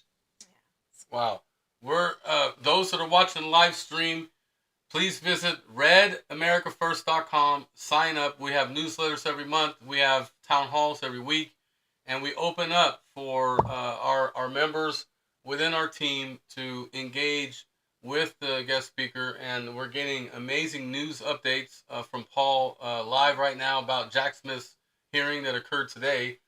We got some more questions, but we're going to go ahead and let some interaction take place. We're going to call on Leslie Mahan from Oklahoma. She's our Red America First state chapter leader in Oklahoma. So please, Leslie, go ahead with your question. Thank you. Paul, thank you so much, sir, for being on our show tonight. My question to you is, what can we do? I'll go ahead and tell you, I went there J6 and I was there November 2020 marching on the Supreme Court. Yeah. And the FBI has not come knocking on my door, thank God, because God has been watching over me and my friends that were there. But not yet. Right. But let me tell you that my question is we are seeing more and more things coming out. We're tired of the double standard. What can we do to continue to expose what they're doing? Obviously, what the gameplay is right now with Kamala's campaign is to copycat everything of Trump to try to get people to join her side. Is that not correct? Well, yeah. I mean, I've seen now instead of a MAGA hat, they've got a MAJA hat, M-A-J-A, Make America Joyful Again, is their new campaign slogan. But it's basically copying a lot of things that Donald Trump is doing. But in terms of what you can all do is just, keep exposing the double standard that's going on. And it goes down to the local level. I mean, you have the weaponization of the Justice Department going after parents at school board meetings, saying that they're domestic terrorists and so forth, and just for trying to stop this critical race theory being brought into our schools and the gender affirming stuff that's going on. So, it starts at the local level, I think, to start doing that. And then your local state officials. And even, what's happening in some of these cities, it's the prosecutor that is, some of these liberal prosecutors are letting, criminals go riot without any accountability. I mean, look at just in New York, Alvin Bragg, who brought the hush money case against Donald Trump. He's in a city where he's letting the criminals loot stores and beat up cops and so forth. And that's an elected office. People had to vote for him. And of course, he was given a lot of money by George Soros and a lot of dark money from the Democrats. So you've got to make sure your elected leaders at the local level are handling the issues in a straight, even fashion, and not one where they're over criminalizing normal conduct. And then at the federal level, you got your own congressman and congresswoman to support and campaign for, and now at the presidential level as well. So that's why these elections are very important. One of your people that called in said that we are a republic and not a democracy, a pure democracy, which is true. And a republic means you elect your representatives, and that's what's needed to make sure our representatives reflect the will of the people. Just a matter of keep fighting the good fight. Yeah. Outstanding. We have a question from Florida. Rosemarie, go ahead. Well, today Trump came out with a new policy regarding streamlining government and to save trillions of dollars, and it's going to be headed by Musk, the accountability this accountability task force. What is your view of it? Do you think it will help Trump with regard to this economic policy, trying to save money, trillions of dollars, because there's so much duplication in the government with regard to expenditures that should not have been going on with, a program, for instance, that ended, but they continue to use that program and they replicate the program again and so forth. There's so much money being wasted with regard to that. What is your view on it? What do you think? Yeah, no, I think that's a very excellent point, and I think this is long overdue to have a blue ribbon commission here, and I think Elon Musk would be a good leader of that to go through and cut the waste from the federal government budget. We're totally bloated. We're spending money we don't have. We're trillions of dollars in debt. Now, I think that's an excellent commission. The question is, how do you enforce that? And again, it goes back to Congress, because Congress has the power of the purse under the Constitution. Now, they can appropriate money as they do left and right. Well, first of all, they have to authorize the money and then they appropriate it. But then it's a matter of how the executive branch spends that money, or whether they can be impounded. You had the Impoundment Act, and it gets a little legally difficult, and there's constitutional issues. But there's no doubt that there's waste in our government from top to bottom. In the military, you go back to back in the Reagan administration, the $500 toilet seat, the airplane, that kind of stuff. So that I think is good, but I'm not sure how effective it will be, because most of our budget is tied up into entitlements, Medicare, Social Security, etc., and those are sacred cows where you really can't take an axe to those kinds of spending issues. But there's certainly a lot of fat in the other areas of our government that need to be trimmed down. So I think it's an excellent proposal, and I think it's one worthwhile pursuing. Great. That was a great thank you. Kind of piggybacking off of what Leslie was saying, in a sense, with the judiciary often being a battleground for ideological warfare, how can conservative legal professionals push back against what some see as judicial activism? And what role does the principle of originalism play in your vision for a conservative legal approach? Yeah, thank you.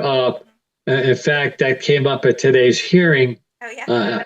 Interesting enough, when John Laurel, Trump's attorney, was talking about, here's what the Supreme Court said in the immunity case. Your Honor, you're supposed to look at the Mike Pence conversations with Trump and see if that's immune. And John Laurel said, and I read the words of the Supreme Court, I am an originalist. And the judge shot back, well, I'm the trial judge. Oh, excuse me, Your Honor. Sorry if I was, citing to you what the Supreme Court told you to do. So, but going back to that, I mean, the originalist theory is one that, of course, is very important. and it's one that now we have, I think, at least 6 justices on the Supreme Court to varying degrees take that to heart.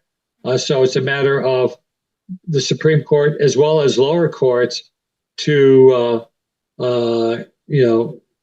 hew to those principles and not look at the Constitution as the left says it's a living, breathing document. We have to adapt it to our changing times. Well, look, our founding fathers said if you want to change the Constitution, we put in there a provision for you to do it. It's called amending the Constitution. And we've done that a couple of dozen times. So if you don't like the way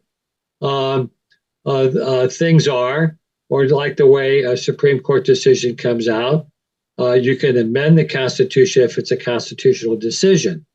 Now, the Supreme Court itself has, as we know, reversed constitutional decisions when they later on get more legal arguments and further evidence that they were wrong the first time that they ruled. And that's what we got in the Dobbs case, where they overruled Roe v. Wade after analyzing what that court based its rulings on.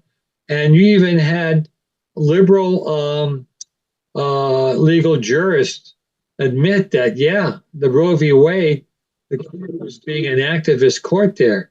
They weren't, originalist decision there. I mean, you had people like, I remember Archibald Cox, who was the first special prosecutor against the Reagan, Iran-Contra, and so forth, that he founded Common Cause.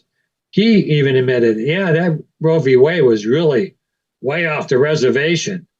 And you even had others, even atheists, that say, yeah, I don't believe in God, but the fetus is a human being. It's life, and we should be able to take it without, so cavalierly.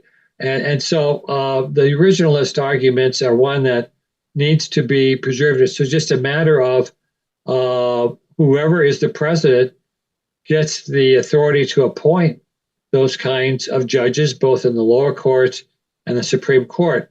And now what the Democrats have done now, realizing that the originalist argument is taking hold in the Supreme Court, what do they want to do? Let's put term limits on the Supreme Court justices so that every 2 years, a new president can appoint, or every 4 years, 2 new justices on the Supreme Court. And you go, wait a minute. The Constitution says that the judges, both on the Supreme Court and the lower courts, are there for life to have this independence so they can, call it as they see it in terms of what does the Constitution mean. And so the Democrats have some trick workaround saying, oh, well, we'll let those other judges that we think justices should be active judges, we'll make them sort of varsity judges where they can rule on certain cases, but not the main cases that come up. So we need to basically pack the court with our judges, and that's what they're hoping to do if Kamala Harris gets elected. So she, of course, will take that Democratic proposal and run with it. So that's very important for conservatives to make sure that those who are on the bench do interpret the Constitution as it was written and as it was originally intended, and not because the society has changed and the popular wind is blowing a different way. So that's a very important principle, and it's one that and some of these cases that the judges do take a look at, the Democrats saying, oh, they're being an activist judge. And I'm saying, no, they are deactivating what the activist judges have done. So because you're deactivating a liberal decision doesn't mean you're an activist judge yourself.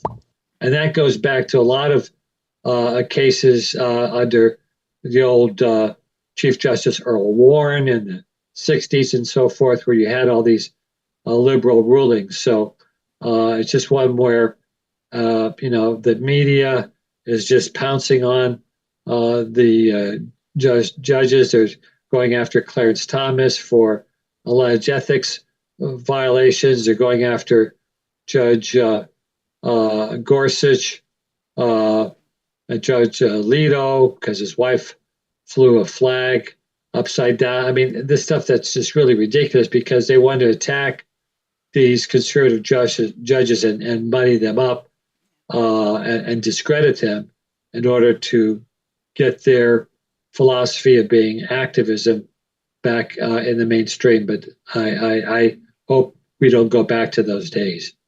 Well, listen, Paul, we got questions from Hawaii, Florida, Nevada still coming in. But I got to ask you, given the current political climate, what do you see as the most critical battles for the conservative movement in the next decade? And how can the conservatives adopt a more revolutionary stance to reclaim or redefine American institutions? Well, that's a good question. I'm more of a legal expert and not as much as a political expert, but I do see that what's going on here is a radical shift in the culture that's going on. Our organization, the National Legal Policy Center, and I urge your viewers or listeners to go to our website, nlpc.org, where you see what we do going after the activists on the other side, and one where we're going after these woke corporations. We go to these annual shareholder meetings. We own some small shares of stock in Disney and Target and so forth. And at the shareholder meetings, we get up there and make proposals saying, hey, you guys should not be getting into this DEI and these LGBTQ issues. That's not what shareholders are looking for. So we try to make arguments with corporate America, which is, of course, very powerful and sort of funds a lot of these types of activism. In fact, our chairman of our organization was actually arrested at the annual meeting of Berkshire Hathaway last year. This is the one that's headed by Warren Buffett. Warren Buffett gives billions of dollars to the Bill Gates Foundation, which has these various projects. They have this gender affirming toolkit. They have this critical race theory in the schools that says that mathematics is a racist subject. I mean, wait a minute. I always thought 2 + 2 is 4, but I guess, I'm being racist for saying that. So we're going after the corporate structure here, and some of that is starting to take hold. Some of the corporations are cutting back, but I think it's basically a culture war that's going on in our media, Hollywood, and all that. So it's just a matter of conservatives fighting back at that and trying to protest it, boycott the products from these companies, and have your voice heard at the local and national level. Outstanding. The next question we have is coming from Nevada. Go ahead, Ron. Thank you. Okay, Paul, thank you very much for being here. I very much appreciate your knowledge in these areas you're speaking of. 2 questions. One, has habeas corpus been rescinded in our country? And that's the first question. And in reference to the J6 political prisoners, they've been there. Okay. Has it been suspended? The other question is, are you familiar with the movement that is that is now occurring, the reemergence of the republic that is happening. There's a temporary president that's been appointed there, and they're talking about reclaiming the republic that was lost during Lincoln's time, 1861. Are you familiar at all with any of that? Let me add to your first question about habeas corpus, because that's a good one, because I've represented some of these January 6 defendants. I also represented Ali Alexander, who was founder of Stop the Steal, when he was called to testify before the January 6th committee up on the Hill, and also he was subpoenaed before the grand jury. Luckily, he wasn't indicted because we were able to show he was just expressing his First Amendment rights. But there are others that are being held as we're speaking in the DC gulag, we call it, because they are being held pre-trial, and they've filed habeas corpus petitions to be released, and invariably their motions are being denied, and that's the real big scandal going on here, where you have January 6 defendants who've now been in prison for 2 or 3 years, and they haven't been convicted of anything yet. And that to me is a big outrage, and I'm working with other people in that movement there, trying to help out. As for your second point about this Republic movement, I'm not familiar with that. It sounds like it's something that I think I've heard come up in other forums over the years, where you have these tax protesters saying, I don't have to pay my tax to the government because the government is not sovereign, etc. And those theories always get shot down by the courts, and I don't think that's worth pursuing or has much validity. But at the same time, I certainly understand the reason for it, because we have, as a country, seem to have lost our way in terms of our original roots and what the Constitution originally stood for, in terms that the people are the sovereign. I mean, right now you've got laws on the books that are enforced where if you lie to a government agent, that is a federal crime, 18 U.S.C. 1001. And I'd like to see a law that says if the government lies to you, the sovereign, that should be a crime. But you have these politicians lying to the American public all the time, and there's nothing that prohibits that. So, but if you lie to the government, even if it's something immaterial, boy, if they don't like what your politics are, they'll come after you. So there's this underlying issue of the sovereign, that the people are the sovereign, but there's a question of how far you can take that theory. But I'm going to have to be going here in a few minutes. I could maybe take one or two more questions. We just got 3 quick questions. Guys, please hurry this up. He's trying to go to sleep. Mike, Florida, go. McGasel's on deck, and then we'll close it. Go, Mike. Right. Okay. I think, and tell me if you agree, I think that the reason Hunter Biden pleaded guilty was because he understands he has to be sentenced before his father can pardon him. If he went to trial, the sentencing would have been in February. Joe Biden's out of office. What do you think? Oh, that's a very good point. I think there's some, validity to that theory. He basically said he wanted to plead guilty to spare his parents and the family the embarrassment, which it would have been really a messy thing. I mean, all about his drug addiction, his spending money on strippers and prostitutes, taking tax deductions for paying $5,000 to a sex club and saying that's a business expense. I mean, maybe if he was in the porno business doing a film, that might be a business expense. But I think that's interesting that by pleading guilty, he can ostensibly say, "Hey, I'm sparing my family this embarrassment." And if he went to trial, the trial would have started and it would have lasted, it would lasted probably about 3 or 4 weeks.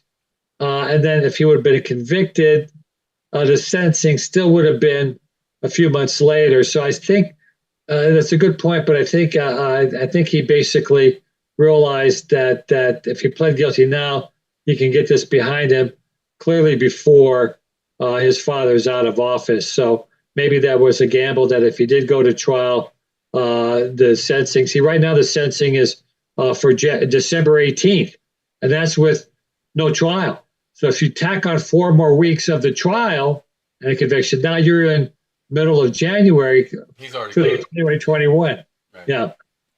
So we got 2 more questions. We got one from Hawaii. Megeso, quick, 30 seconds. Third was Jack Smith lawsuits simply defeated by Supreme Court decisions. Any law repugnant to the Constitution is null and void. Now, Trump had executive orders in place to address security.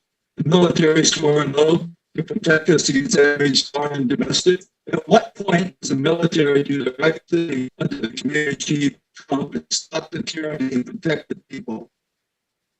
Okay, yeah, you might have to type that. You might have to type that question in, Miguel. So your bandwidth's really bad. Well, I think I kind of got part of that in terms of the military takes an oath to protect the Constitution. They've got to obey all lawful orders of the president and their commanders. They don't have to obey an order that is clearly unlawful.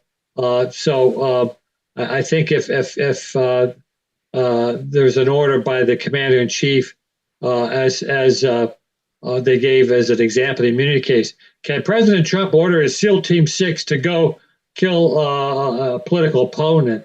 Does he have immunity from that? I mean, that's an example where it's so absurd that order would not be carried out. Number one. Number two, he would also be subject to impeachment, which he surely would be. So there are these technical issues as to what orders the president can do and what the people in the military can do in terms of obeying those orders. And we've had examples in our history where people in the military have been prosecuted for war crimes, for violating standards of war, the Geneva Convention, and so forth. So there are some limits to that. Paul, what did you think of coming on our platform and the engagement? I just want some feedback. Oh, no, I really enjoyed it. I liked your format of having the public come in and ask questions. I usually don't get that when I'm on interviews. It's usually just with the host and so forth. I do some radio shows where there might be a question or two, but I think this is a pretty good interactive type format and enjoyed being on your program. Well, thank you so much, Paul, for coming on Red America First tonight. We just want to know, will you come back before the election? Yeah, sure. I'm sure there'll be a lot of things coming out in the Trump cases that'll be in the news, and I'll be glad to come back and give you my 2 cents on those developments. It's been a pleasure having you on Red America First this evening. Thank you. Thank you. Anytime. Don't forget to go to our website, nlpc.org. That's right. That's amazing. That was Paul Kamenier. He works very hard, and gosh, he's been at the Jack Smith hearing today, and it sounds like the D.C. court is a rigged system. We're going to now, all of those that are watching the live feed, after we go through the guest speakers, we go into what's called state-to-state intel right here on the Town Hall platform. We're going to start with some of our key leaders. I'm going to call on some random people to help me run the intel tonight. I'm going to call on a Lone Star Texan. I'm going to call on what are we? Sunshine State in Florida, Mike. And we're going to get Wendy in Oklahoma to chime in tonight. And we're going to get Megeso on here as well. His bandwidth kind of had a little screw up there. We're going to get Rosemarie up here. Ron, Nevada. Everybody get your topics ready, state to state. Let's make this go smooth. Real quick, we'll call Mike, and then Doug's on deck. Mike, what's going on in Florida, or any intel topics after Florida? Go ahead. Thank you so much for coming tonight. What'd you think about tonight anyway? I thought it was great. I think it's two good guys who are both very good. Both very good. I do have a little intel. I think that, like I said, what I mentioned to him before was the reason Hunter Biden pled was he has a deal in place that his father will pardon him, but the only way you can be pardoned is after you're sentenced. And if you're not sentenced, you can't be pardoned. So as a result, he had to make sure the sentencing took place before his father left office. Hence why he changed everything today. Before we trial, you're at the end of January, Joe Biden's gone, there's no pardon. That's why there was an abrupt shift. Dad said, you're not going to jail for a day. Forget about it. I'm going to take care of you. I plead guilty to everything. Forget about the 17 years. He won't serve a day. And Joe Biden's not going to care on January 20th that he pardoned his son. Wow. Well, before we go to the next topic, Wendy, Doug, do you guys think Mike's onto something? Go ahead, Wendy. Oh, as far as the pardon of Hunter Biden, yes. Actually, I believe that would be a concern, definitely. Why else would he plead guilty if he, and want the trial to go away? It's a little bit suspicious. It would definitely make people think that. I don't know if that's it for sure, but I think it's probably highly likely his father won't be president, January 21st. So that I think Mike is definitely onto something there. Awesome. Thank you, Wendy. You're going to get to chime in about Oklahoma soon. Doug, what did you think about Mike's suggestion? And then, no, I think he's 100% on that one. Obviously, the only thing that concerns me is there's still talk about having, especially if the election doesn't go their way, having Kamala step up and then 25th Amendment or whatever that is to Joe Biden beforehand. So he might be a little bit on the outs too, because I don't think she owes any real allegiance to him, but that's what I think. But yeah, absolutely. I think he's right. Awesome. Hang tight. We're going to get to hear from you about Texas. And Magay, so what's your reaction to Mike's suggestion? I mean, Mike's saying, look, Hunter all of a sudden is changing his mind. He wants to plead guilty. He wants a speedy trial so he can get convicted so Daddy can pardon him. Well, I think what Mike said is all true, that he will get pardoned in that sense. But I also believe that when Trump gets in office, that Hunter Biden will be brought up on new charges of treason, which are not related to what's taking place now. So he's not being tried for the same crime twice. He'll be now tried for treason against the United States. Awesome. Well, thank you for that input. We're going to definitely have to work on your bandwidth, okay? So your upload's not good at the moment. But hang tight though. Rosemarie, you're up here with us. What did you think about tonight and this idea about Hunter Biden trying to get pardoned from Daddy? Well, I thought tonight was excellent. Yes, I agree totally with regard to the pardon, plan. I think definitely he wants to get pardoned. And I don't know, we were talking about some of the oligarchs a week ago. And I do have some information that I would like to share with you, because we are fighting a system. We're not just fighting the Democrats, we're fighting a system. Now, the mass media has been totally for Kamala Harris, and I would like to bring to your attention that who owns what. ABC, by the way, is owned by Disney. Guess who owns Disney? BlackRock, Vanguard, and State Street. Comcast owns NBC. Guess who owns Comcast? The same guys. BlackRock, Vanguard, and State Street. Now, CBS is owned by Paramount Universal. The owners of Paramount Universal are BlackRock, Vanguard, and State Street. Warner Brothers owns CNN. Investors there are BlackRock, Vanguard, and State Street. Guess who owns Moderna? BlackRock and Vanguard. Only a few major investors in big media. BlackRock and Vanguard are the largest owners of Amazon, Microsoft, Apple, Walmart, Tesla, Facebook, Procter & Gamble, PayPal, Home Depot, Nike, Coca-Cola, ExxonMobil, and Verizon.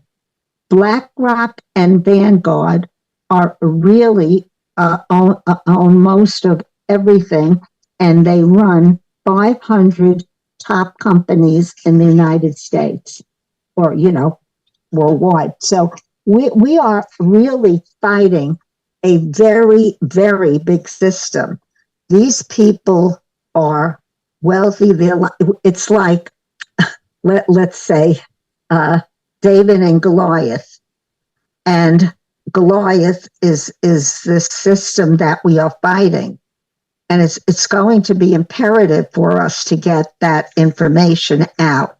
Now, I did put that in my newsletter so that we can, try to disperse that information, disseminate it as much as possible. But we need to, also get the newest information out regarding Trump today and what he wants to do with his economic plan. I think that's very important because I don't know if you know, but $2.5 trillion were used in the last maybe 10 years or so for payments that were the wrong payments or so. So we are paying a lot of money, a lot of tax money is being used for different purposes, and these are payment errors and all kinds of things happening. So I think the audit that he wants to do would be really fantastic. I don't know how he would conduct it, but it is a tremendous job. But I do want to, yes. Well, thank you for that update, Rosemarie, and I'm glad that you brought up all of these players in the stock market. Please, those that are watching live stream, we have these town halls every Thursday night, and later in the month, we're going to have stock market fraudulent stuff going on. And, this plays right into what Rosemarie's saying and what some are texting in the chat. They own the majority of publicly traded companies. So if we go back in time during 2020, 2019, when COVID-19 scandemic was around, what companies were pushing these policies? It was mostly the publicly traded companies. Now, I'm going to transition really quickly now back to our original discussion, the Georgia school shooting. I'm calling on one of our experts related to security, Tim Florida, if he can unmute. There's a lot of discrepancies already being kind of realized when it relates to this mass shooting that took place at the school. Tim, are you there? Mike, can you ping Tim to unmute his mic? Can you do that for me while we're waiting? And we'll come back to Tim in a minute. Ron, Nevada. Well, here's Tim. Tim, tell us some things that you found just in your first 12 hours of looking at all the videos and stuff like this. What's your synopsis of what went down yesterday? Well, first off, I'm glad you had that guest on today. God bless her for telling the truth, because the SRO, school resource officer, is the one that saved the day. Here's what the news is stating. They're saying it was an AR-15 with 5.56 rounds, okay? In the media, the pictures that they're posting is an AR-15, but there's a 9mm magazine laying next to it with 9mm rounds. That doesn't fit in that gun. Either it's a 9mm carbine or it's an AR-15 5.56 platform. It's one or the other. You can't cross that. Something she stated, though, your guest, if you have teachers that are armed, big disaster. These high school kids are 6'5", 6'6". They're going to overpower Miss McGillicuddy and take that gun. You would not give prison guards weapons. Only the specialists do. My opinion, you need a lot more school resource officers on campuses with posts, and that is the best way to get it done. Because a good guy with a gun will stop a bad guy with a gun 99% of the time. How about the idea of setting up like a TSA type of apparatus for schools to mitigate weapons being able to come on campus? Now, we know that there's still holes with open gates or someone climbing a fence or whatever. I know that there's still holes in relation to that. But could we try to mitigate some of this? You can, and I believe that school had a lot of things in place. They already had access controls and cameras, but like the teacher said, this was an inside kid. He was a student. So something like clear backpacks, as she brought up, things of that nature. But if you have, let's say, Bridgeport, Connecticut has metal detectors because of Sandy Hook. They implemented this. The parents and the liberal side put up such a stink and an uproar in the civil rights community, they took them out. Well, what increased? Stabbings and violent crime in the school. We have to get off this high horse as far as being offensive and hurting people's feelings and get down to the nitty gritty of protecting kids at all costs. Yeah. So any other holes in yesterday that you found? There's more stuff coming out. I don't want to say too much until we vet the information and know that it's accurate. But of course, they say there's 4 shooters. Other kids are saying they called their parents and told them it's not one shooter, it's multiple, it's up to 4 so far. Well, where are the other shooters? And that wasn't the only school that was on the manifest that they were going to hit. So, but again, that's not been confirmed. It's just rumors right now. But if that's the case, there's a bigger problem. Is Somebody's it true covering up some that information. the school was notified ahead of time that danger was in place? I mean, I heard something A week about prior. this. A week prior. A whole week prior, they were notified. They even questioned this kid before. So they kind of had a heads up, but they took it lightly. They figured the measures they had in place was sufficient. Clearly, it was not. Wow. Well, thank you so much, Tim, for that update. As always, he's one of our connected leaders on Red America First. So thank you so much for that update, Tim. My pleasure. Ron, Nevada, you had your hand up. What's going on? What did you think about tonight? What did you want to chat about with your hand up? And then let's discuss Nevada. Thank you. Okay, so yeah, I really enjoyed both of your speakers tonight. I thought they were very informative, and I really did enjoy that, the conversations we had. Three. Yeah, we did. Yep. Okay. So I wanted to say that the father of this kid gets charged with murder. And I think that's wrong. I can see him being charged, but not for murder. I can see him being charged for leaving the gun accessible, but not for murder. Okay. I just think that's wrong. And that's a slippery slope to go down. He didn't pull the trigger. The kid did. And yeah, he was an accessory of a sort. But I think it's wrong to go down that slope. But as far as anything else, yeah, it could have been a carbine, and it looked like an AR, and could have been 9mm carbine that looks like an AR, and yeah, that's true too.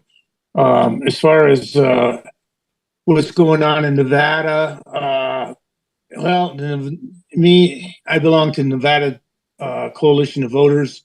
We went to the county commissioners meeting yesterday, and we got a vote from the commissioners that we would like the Secretary of State to allow a change of the procedure that he has in place for hand counted ballots and paper ballots and hand counting, because we found that the procedure he has in place does not work.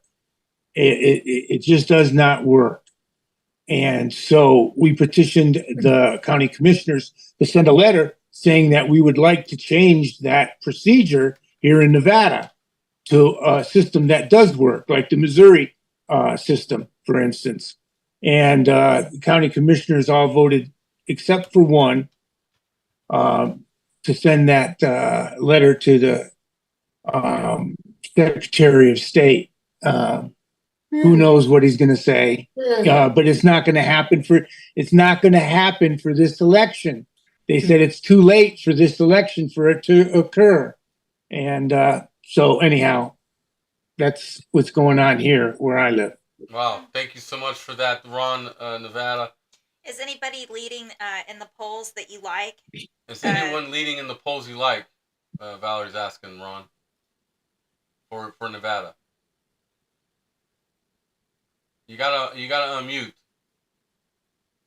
Yeah, no, Sam Brown is not leading Rosen, and she's dyed-in-the-wool Democrat, and that supports all the wrong things. And he's not. She's beating Sam Brown, and Sam Brown was not the best pick, and Trump backed him, and I'm just sorry that he backed him. You know, he's a war hero, you know, but he's been very absent to the people of Nevada. Well, he's not. Let me suggest something to you, Ron, and Holly, and Joey, and Sandra, all you Nevadians. Please reach out to that campaign and let's get him on the show, and let's promote what he's doing. You know, I got to tell you, running a campaign's not easy, and if you're a conservative, MAGA conservative, you have enemies everywhere, and you know. But let's piggyback on that for a moment, because you know Nevada's important, and we like an important state. We really like Brown.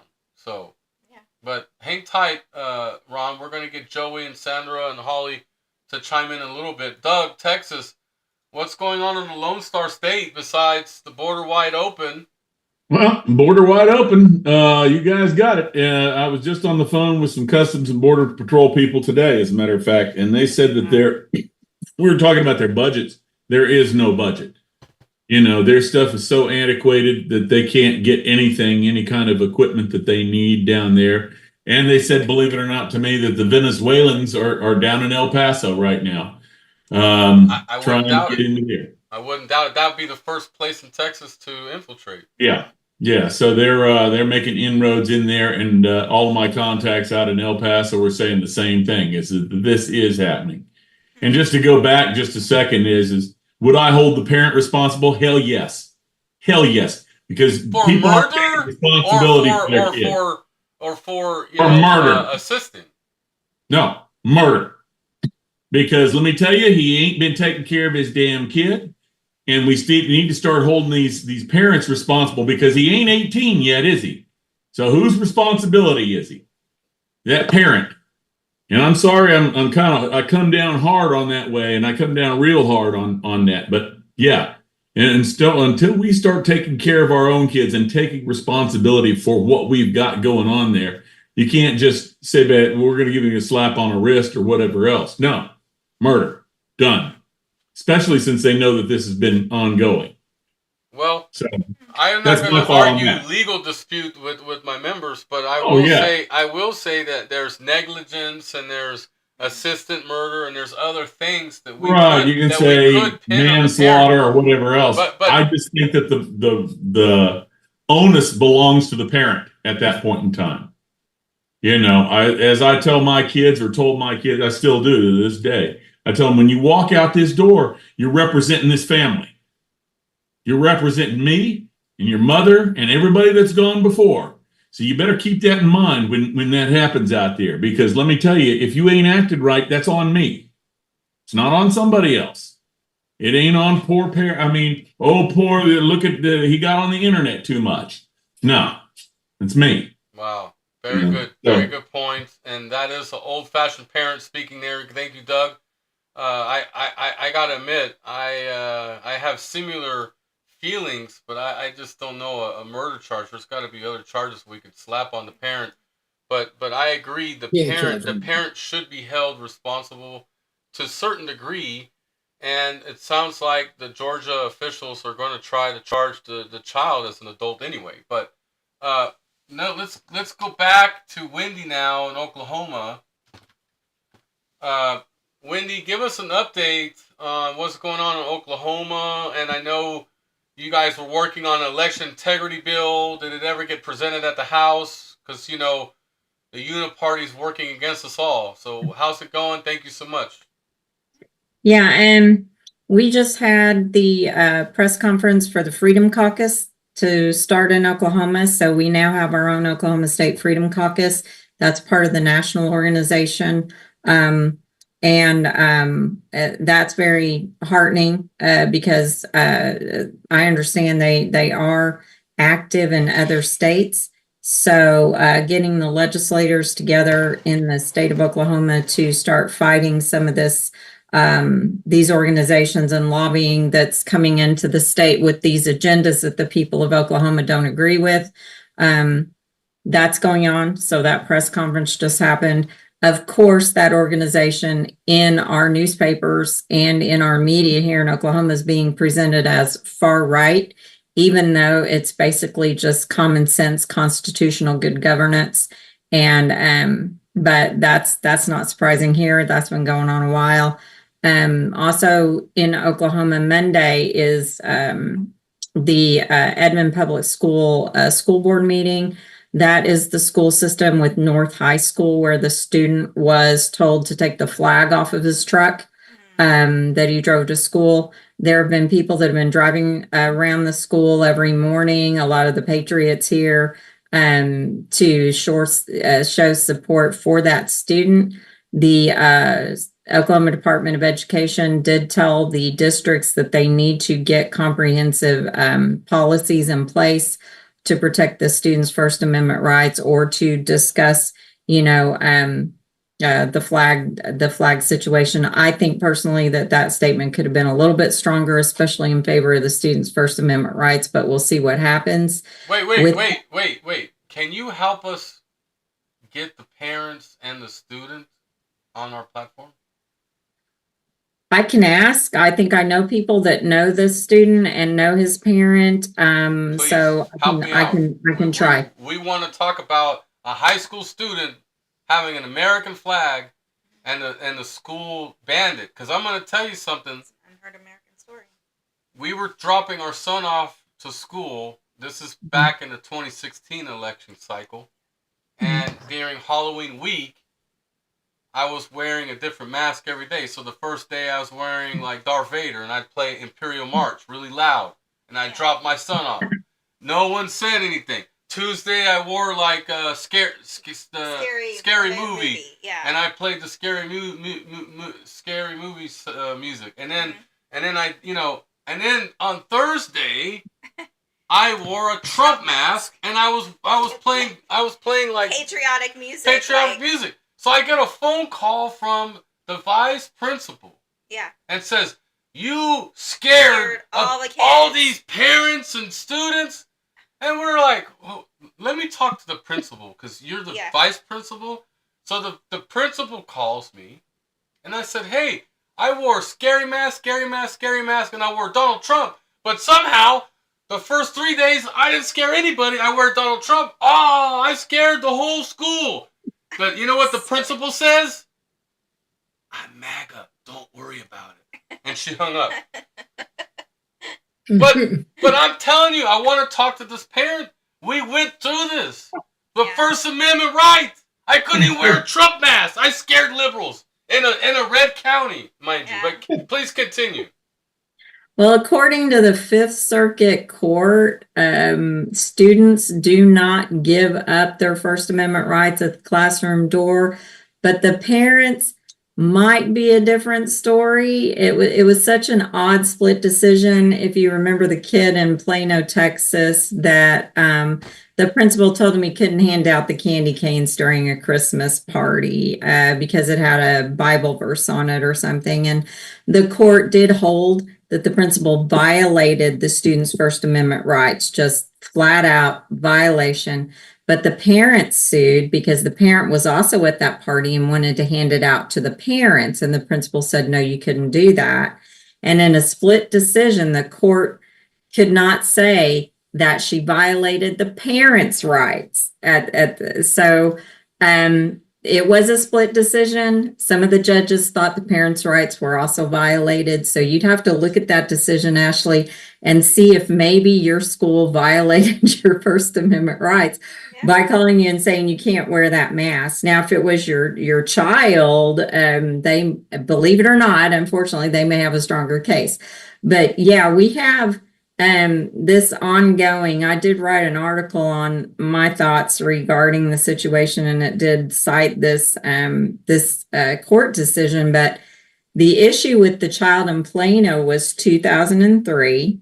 The last decision in the Fifth District Court on this case was in 2019. The districts are given wide leeway because of all the conflicting decisions by the courts regarding their actions when they do violate First Amendment rights, and people bringing lawsuits and stuff because there are so many conflicting rules and decisions. So a lot of times these administrators can do this with impunity because they honestly can say, we don't know, we didn't know what we were doing, etc.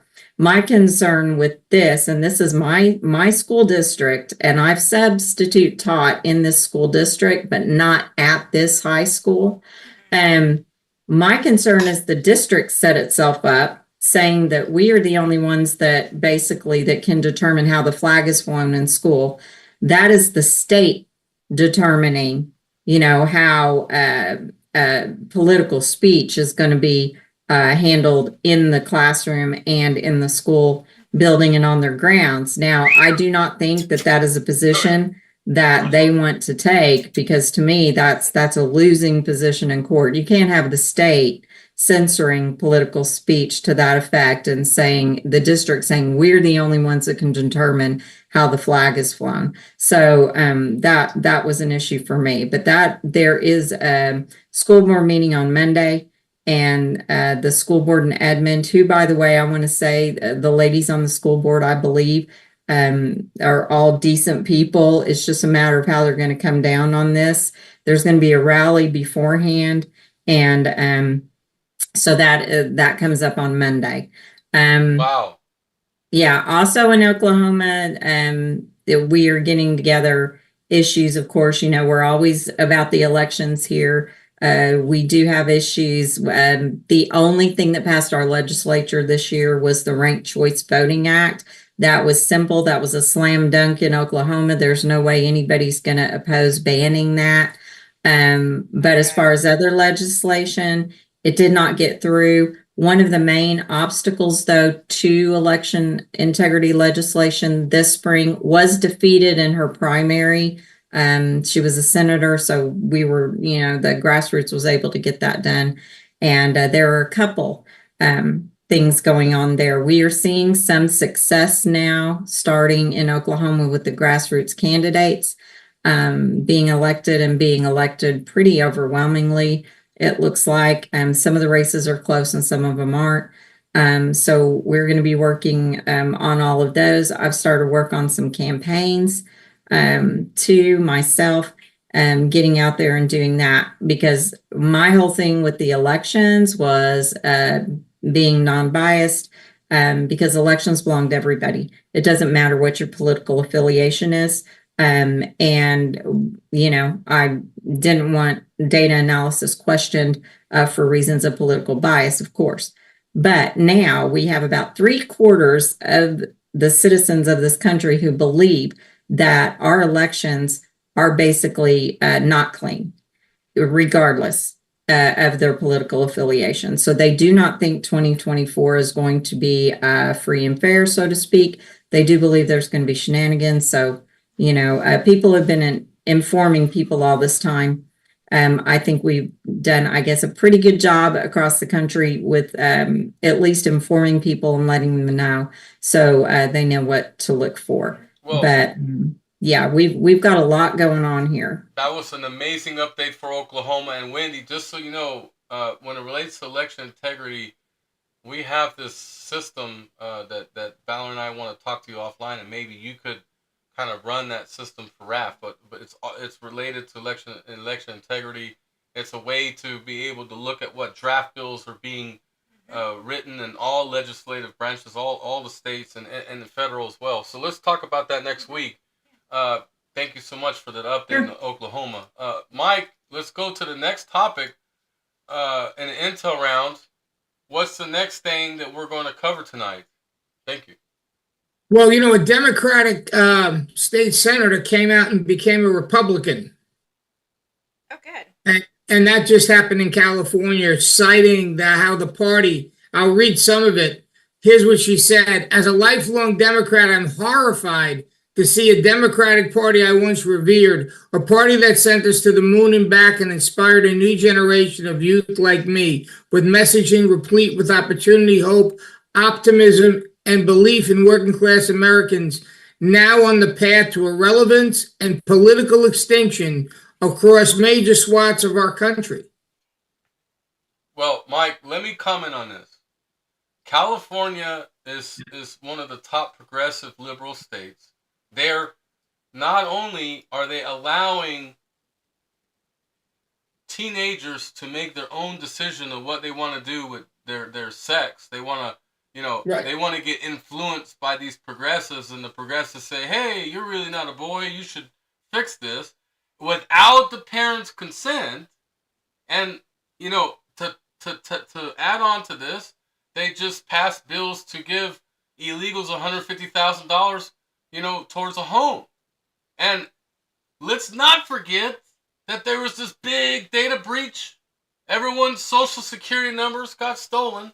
Mm-hmm. And what do you need for an election? You need the last four, right, to vote. And what are all these illegals doing? And think about it. If you're a blue state, you want to rig something, right? Okay, we know the voting. We know who's voting and we know who's not voting. So the people that are not voting, let's go ahead and start giving these illegals some last fours and let them go ahead and vote. I'm seeing it. Are you seeing it? Yeah, but now to see people in the Democratic Party coming against them, like we saw RFK supporting Donald Trump, like we saw Tulsi Gabbard, who destroyed Kamala Harris in her debate and got her to drop out, and now leaders in their own party in major positions of, like, this lady was a senator. She was a state senator, and she decided enough is enough. That means they're imploding. There's a division in this party like we've never seen. You have the Jews on one side and you have the Arabs on the other. Yeah. You can't have both. And I got a feeling they're going to lose both because they're trying to compromise and make everybody happy. I'm just trying to remind you, this is going to be a 2020 sequel now with all the illegals, now with last four. You know, I agree with you. It's great that the Democrats are imploding and some are jumping ship, but I'm talking about November 5th where they're going to try to rig it again. That's all I'm saying. You know, I'm not trying to take that thunder, but that's good that a California person decided to go to the Republican side. Any Florida intel for tonight, Mike? Nothing I can think of just in the state of Florida. Okay, hang tight.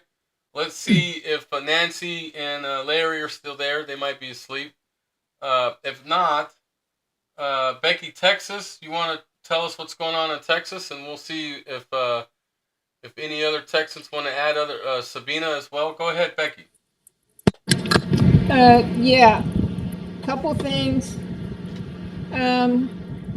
Some judge, I'm guessing at the state level, said no to, I guess it was a lawsuit that was filed to not allow this mass mailing of, I guess, voter registration forms.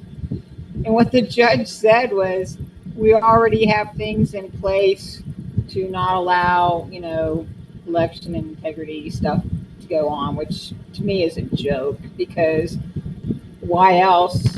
You know, there's all this stuff been going on in the past.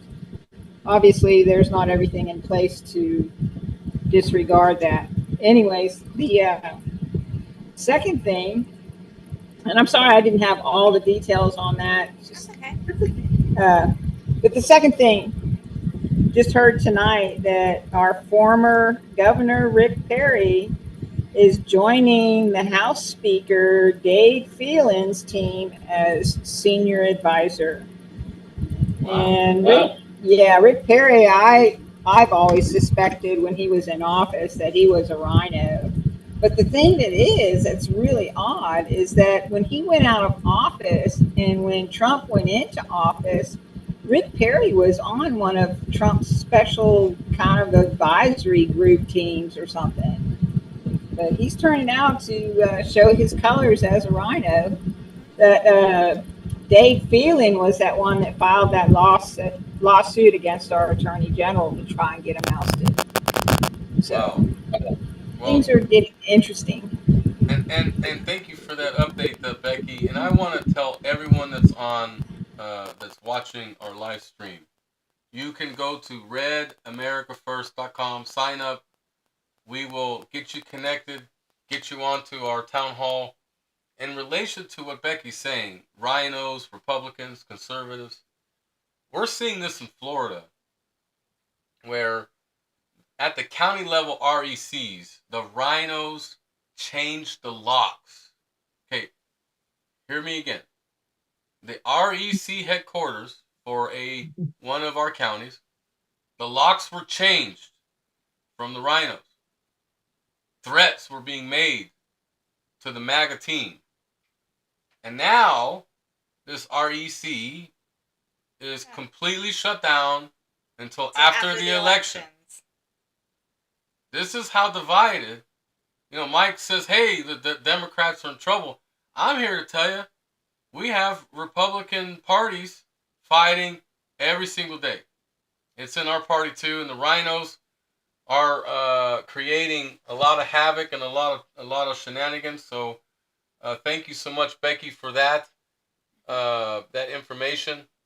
Let's see if Carrie, Hawaii, on the island of Oahu is there to unmute. Go ahead, Carrie. Do you got any update? Or Tom, Florida. Tom, do you got an update? I see you, Tom. You sleep? Well, shiza. Mike, bring up the next topic. Well, actually, just breaking news. Tim Walz's brother, who lives in Florida, has come out against him. Oh, wow. Actually, a lot of his family members got a picture with Trump. Yeah. He's his oldest brother, and he says he's totally opposed to all these views. And I think that's very, very interesting that you got, you know, his family saying that basically the guy's saying, hey, the guy is not, he's not qualified to be vice president. Yeah. So we can see you know, if elections were fair and dead people didn't vote, it would be a landslide. There you go. Absolutely. You know, Absolutely. There's a lot of shenanigans going on, and you know, Mike, we're getting lied to every day. The fake polls. Kamala's ahead, 5 points. Kamala's ahead, 7 points. When you oversample, it's not accurate, and that's what's happening. Alexa's telling everybody, "Hey, tell me about Donald Trump." Oh, I can't do that. Tell me about Kamala Harris. Oh, she's the greatest thing ever. She's good at this. And Amazon's like, that was an error. I just want to ask, does MAGA get any glitches, any errors that helps us? No, this is what it is. Too many coincidences is statistically impossible. This shit is on purpose. well, you're right. And let me add one thing to that. There's nobody who voted for Donald Trump in 2020 that's not going to vote for him in 2024. There's a lot of people that voted for Joe Biden that are not voting. Yeah, agreed. Harris. And then when you take the dead people vote and the false ballots, in Pennsylvania, 1.5 million ballots were sent out, 2.3 million were counted. Wow. Yeah, it doesn't make any sense. The numbers aren't adding up. Let's see what Susan in Hawaii. Susan, Hawaii, let's get you to unmute. Give us an update on Hawaii. What's going on?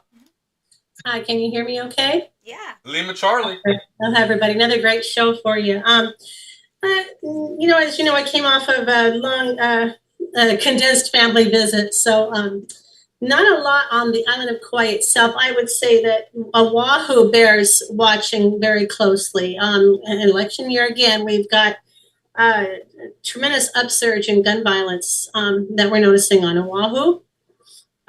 So that's something that people need to pay attention to. There's a lot coming out in the spotlight about voter irregularities and the Hawaii Election Commission as well.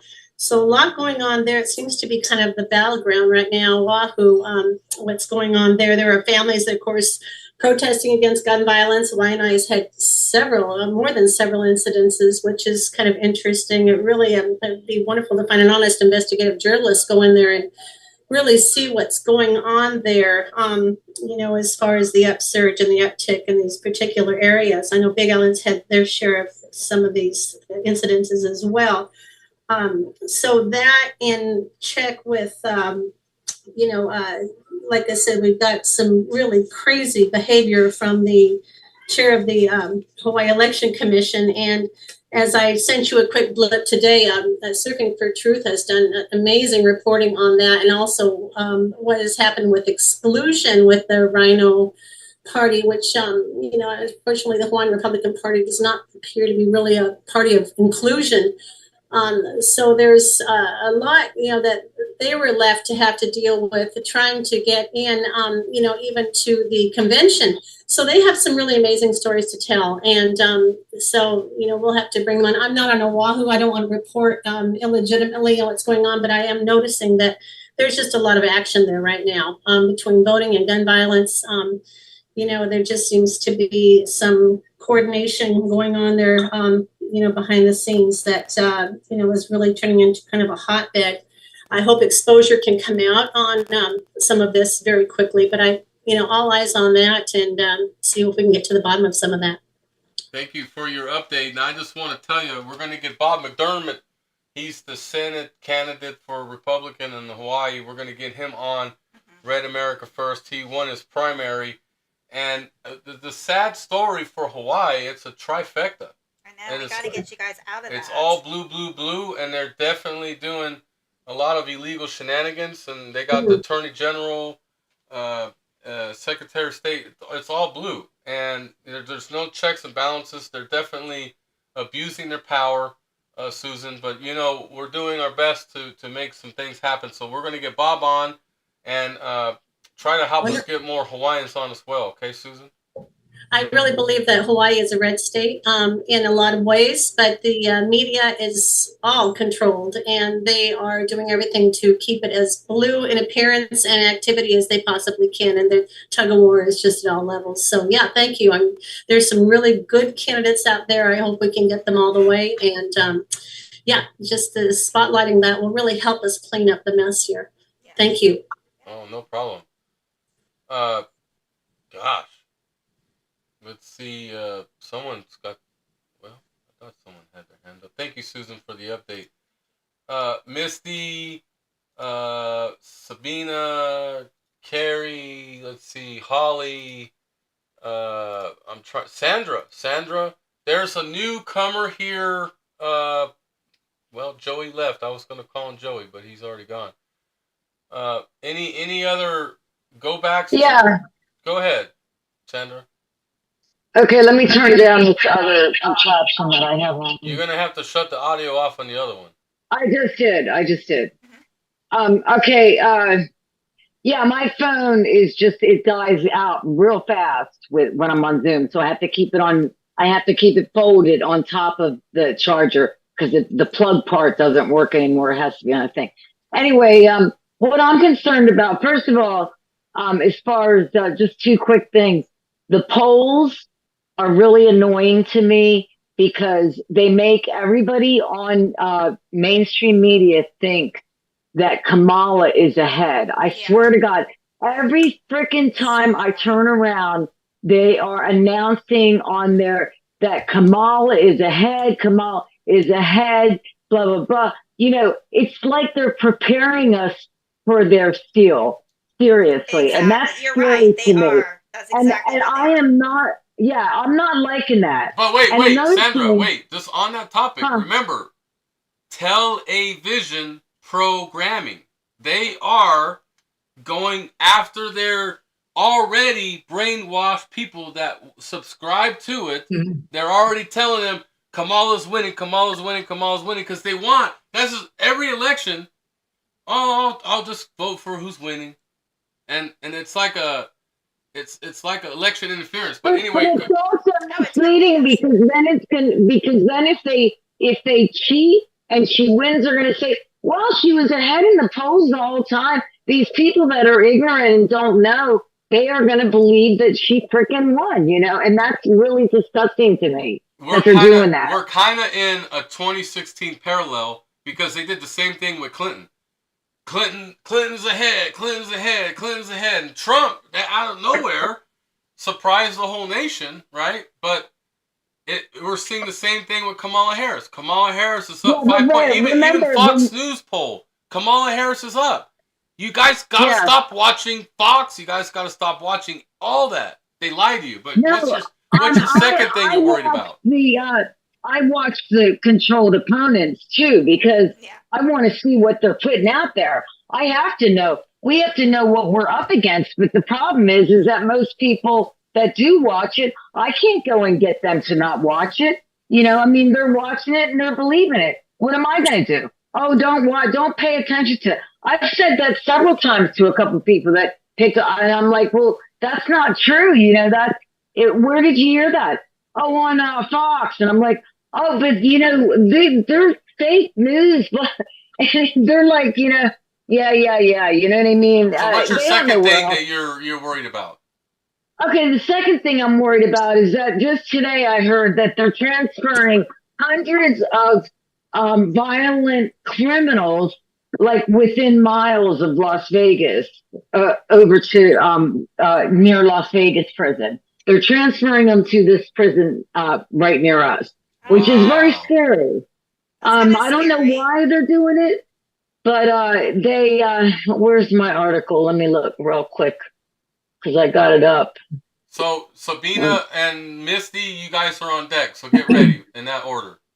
Okay, well, I lost my article. I put it on the rabbit hole, but yeah, it's very concerning. I mean, what is going on in this world? It's getting pretty crazy and pretty scary to me, you know? It's really sad that one of our states is telling, hey, parents don't have the rights to tell their kids that they can't change their sex. And I'm telling you, we live in very dark times. And I want to remind everybody, Putin is still ruling a Christian nation, and Putin reminds the world stage there's a lot of Satan worshipers in D.C. But hang tight, Sandra.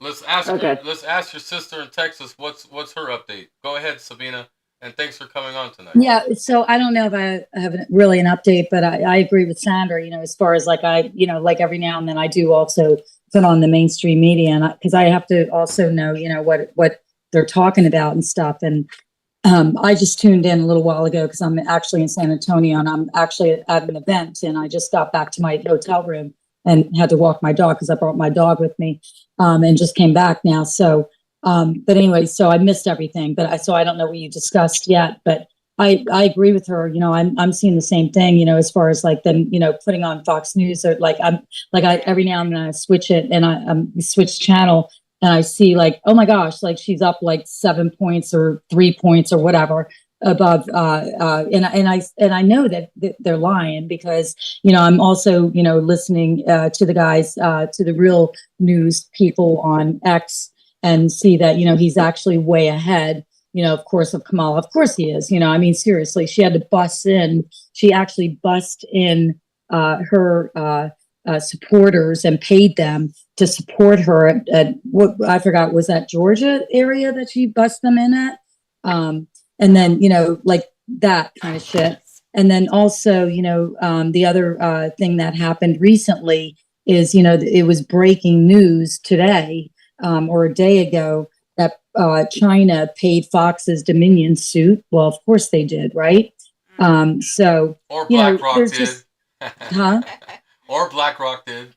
Yeah, well, of course. And it was interesting. Gosh, I almost don't want to say this, but I work for a bank. I'm not going to say who. And like, I was at a sales meeting in Arizona last week, and like one of the guys asked, he goes, well, who owns, like the majority of the shares, in this the stock shares for this bank? And like it was 90% BlackRock. Oh my God, you know what? Seriously? I mean, oh my God. And then here's something else that was interesting. I don't know if you saw the recent post from Elon Musk, but he actually posted that he's looking forward to, if Trump wins, that he's going to be in the, be a part of the, administration. That, which is great, government waste. Seriously, He's going to handle all the government waste. Yeah, Awesome. yeah. And as far as what I see, so I think they're just getting really scared. And then you notice how there's always like a school shooting right before an election like this. That that the Democrats are losing, and then all of a sudden there's a school shooting, and you think, well, is that like an MK Ultra thing or something? It feels like it. That's all. Yeah. But no, It seems like always. I hope right? that there is not another one, because that is just so scary. I know.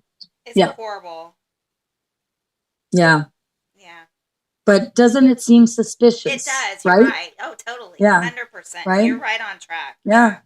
I believe that. And I think a lot of people are realizing that. And I think, we're not the only ones. I think a lot of people, they were mentioning on some of the shows on X, and, people are really realizing that, they're doing this stuff. They're making these flags, these false flags happen. Right. And like, we know that they're doing this, and like it's quite obvious. So what the hell, why are they getting away with it? And they're getting away with murder and all this stuff. I mean, how are we going to get control of them? Seriously. Yeah, I know. Anyway. We agree. Thank you for That's all. Thank you for your update, Sabina. Appreciate that. Misty, you haven't been on for a while. Before you chime in, I just want to update everybody on Colt Gray, the 14-year-old that killed the 4 people yesterday in Georgia. I'm learning right now live while we're broadcasting that both of his parents struggled with personal demons. The female was arrested in 2023 with a number of charges with possession of methamphetamine, sale, distribution, possession of dangerous drugs, and concealing identity of a vehicle, and then peeling the onion. The father, Marcy Gray, he was domestic violence in his household. He was abused all the way to age 8. Actually, a lot of us were abused. Just saying that. So there's not an excuse.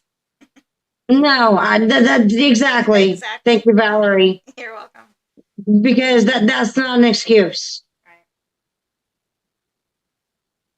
Well, how's things going in your state? And you got any intel update for us? I have absolutely zero intel. I've been going through a lot, Ashley.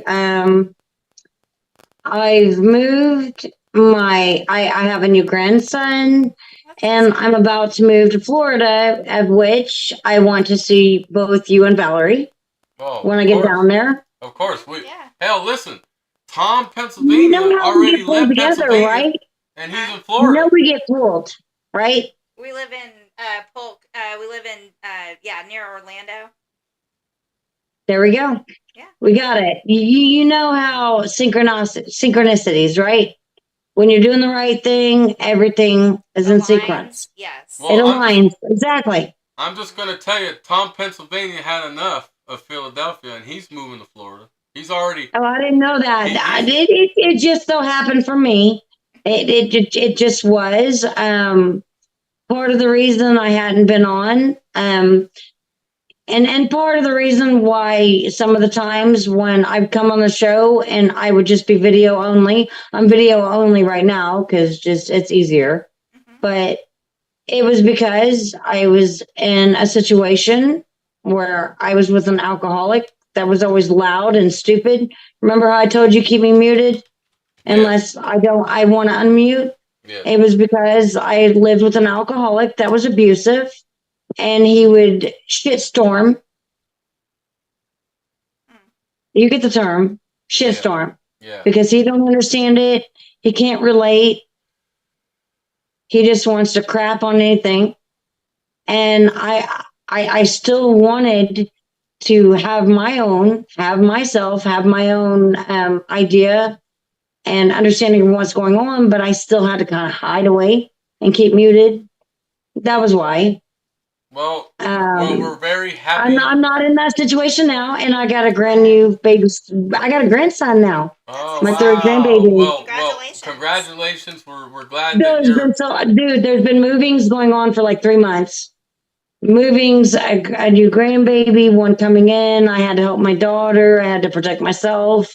I haven't been on, not because I didn't want to be, but I had a shit show. We all get shit shows in our life. We're all getting demonically attacked. I mean, they are out in full force against Christians, against MAGA, against anything that stands for any kind of good anymore.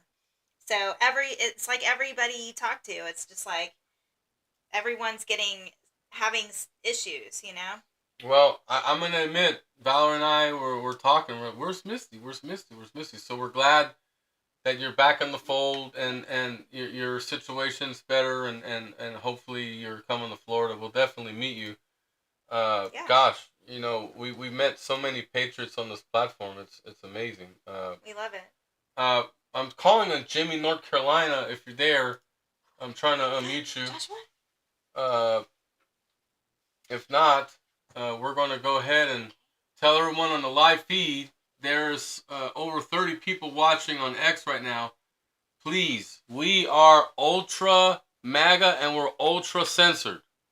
I need your guys' help to get the word out. We do this every Thursday, 9 p.m. Eastern. We open with prayer. We do the Pledge of Allegiance, National Anthem. We have guest speakers and we go state to state intel. People love it. You should come too.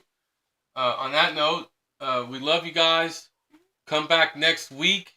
We're going to have Tom Rentz and an unheard American story after Tom Rentz. where a Republican was running and then the rhinos took him off the ballot. We're going to talk about that next week after Tom Renz. And RFK Jr. is coming later in the month. Tentatively, we're working on that still. But let's keep America safe. Let's keep America great. And I love you guys all. Valerie, any last minutes before we go? No, I don't have any more. Thank you guys for coming. RedAmericaFirst.com. Thank you guys. You guys all have a wonderful night. Have a great night, guys. Thank you.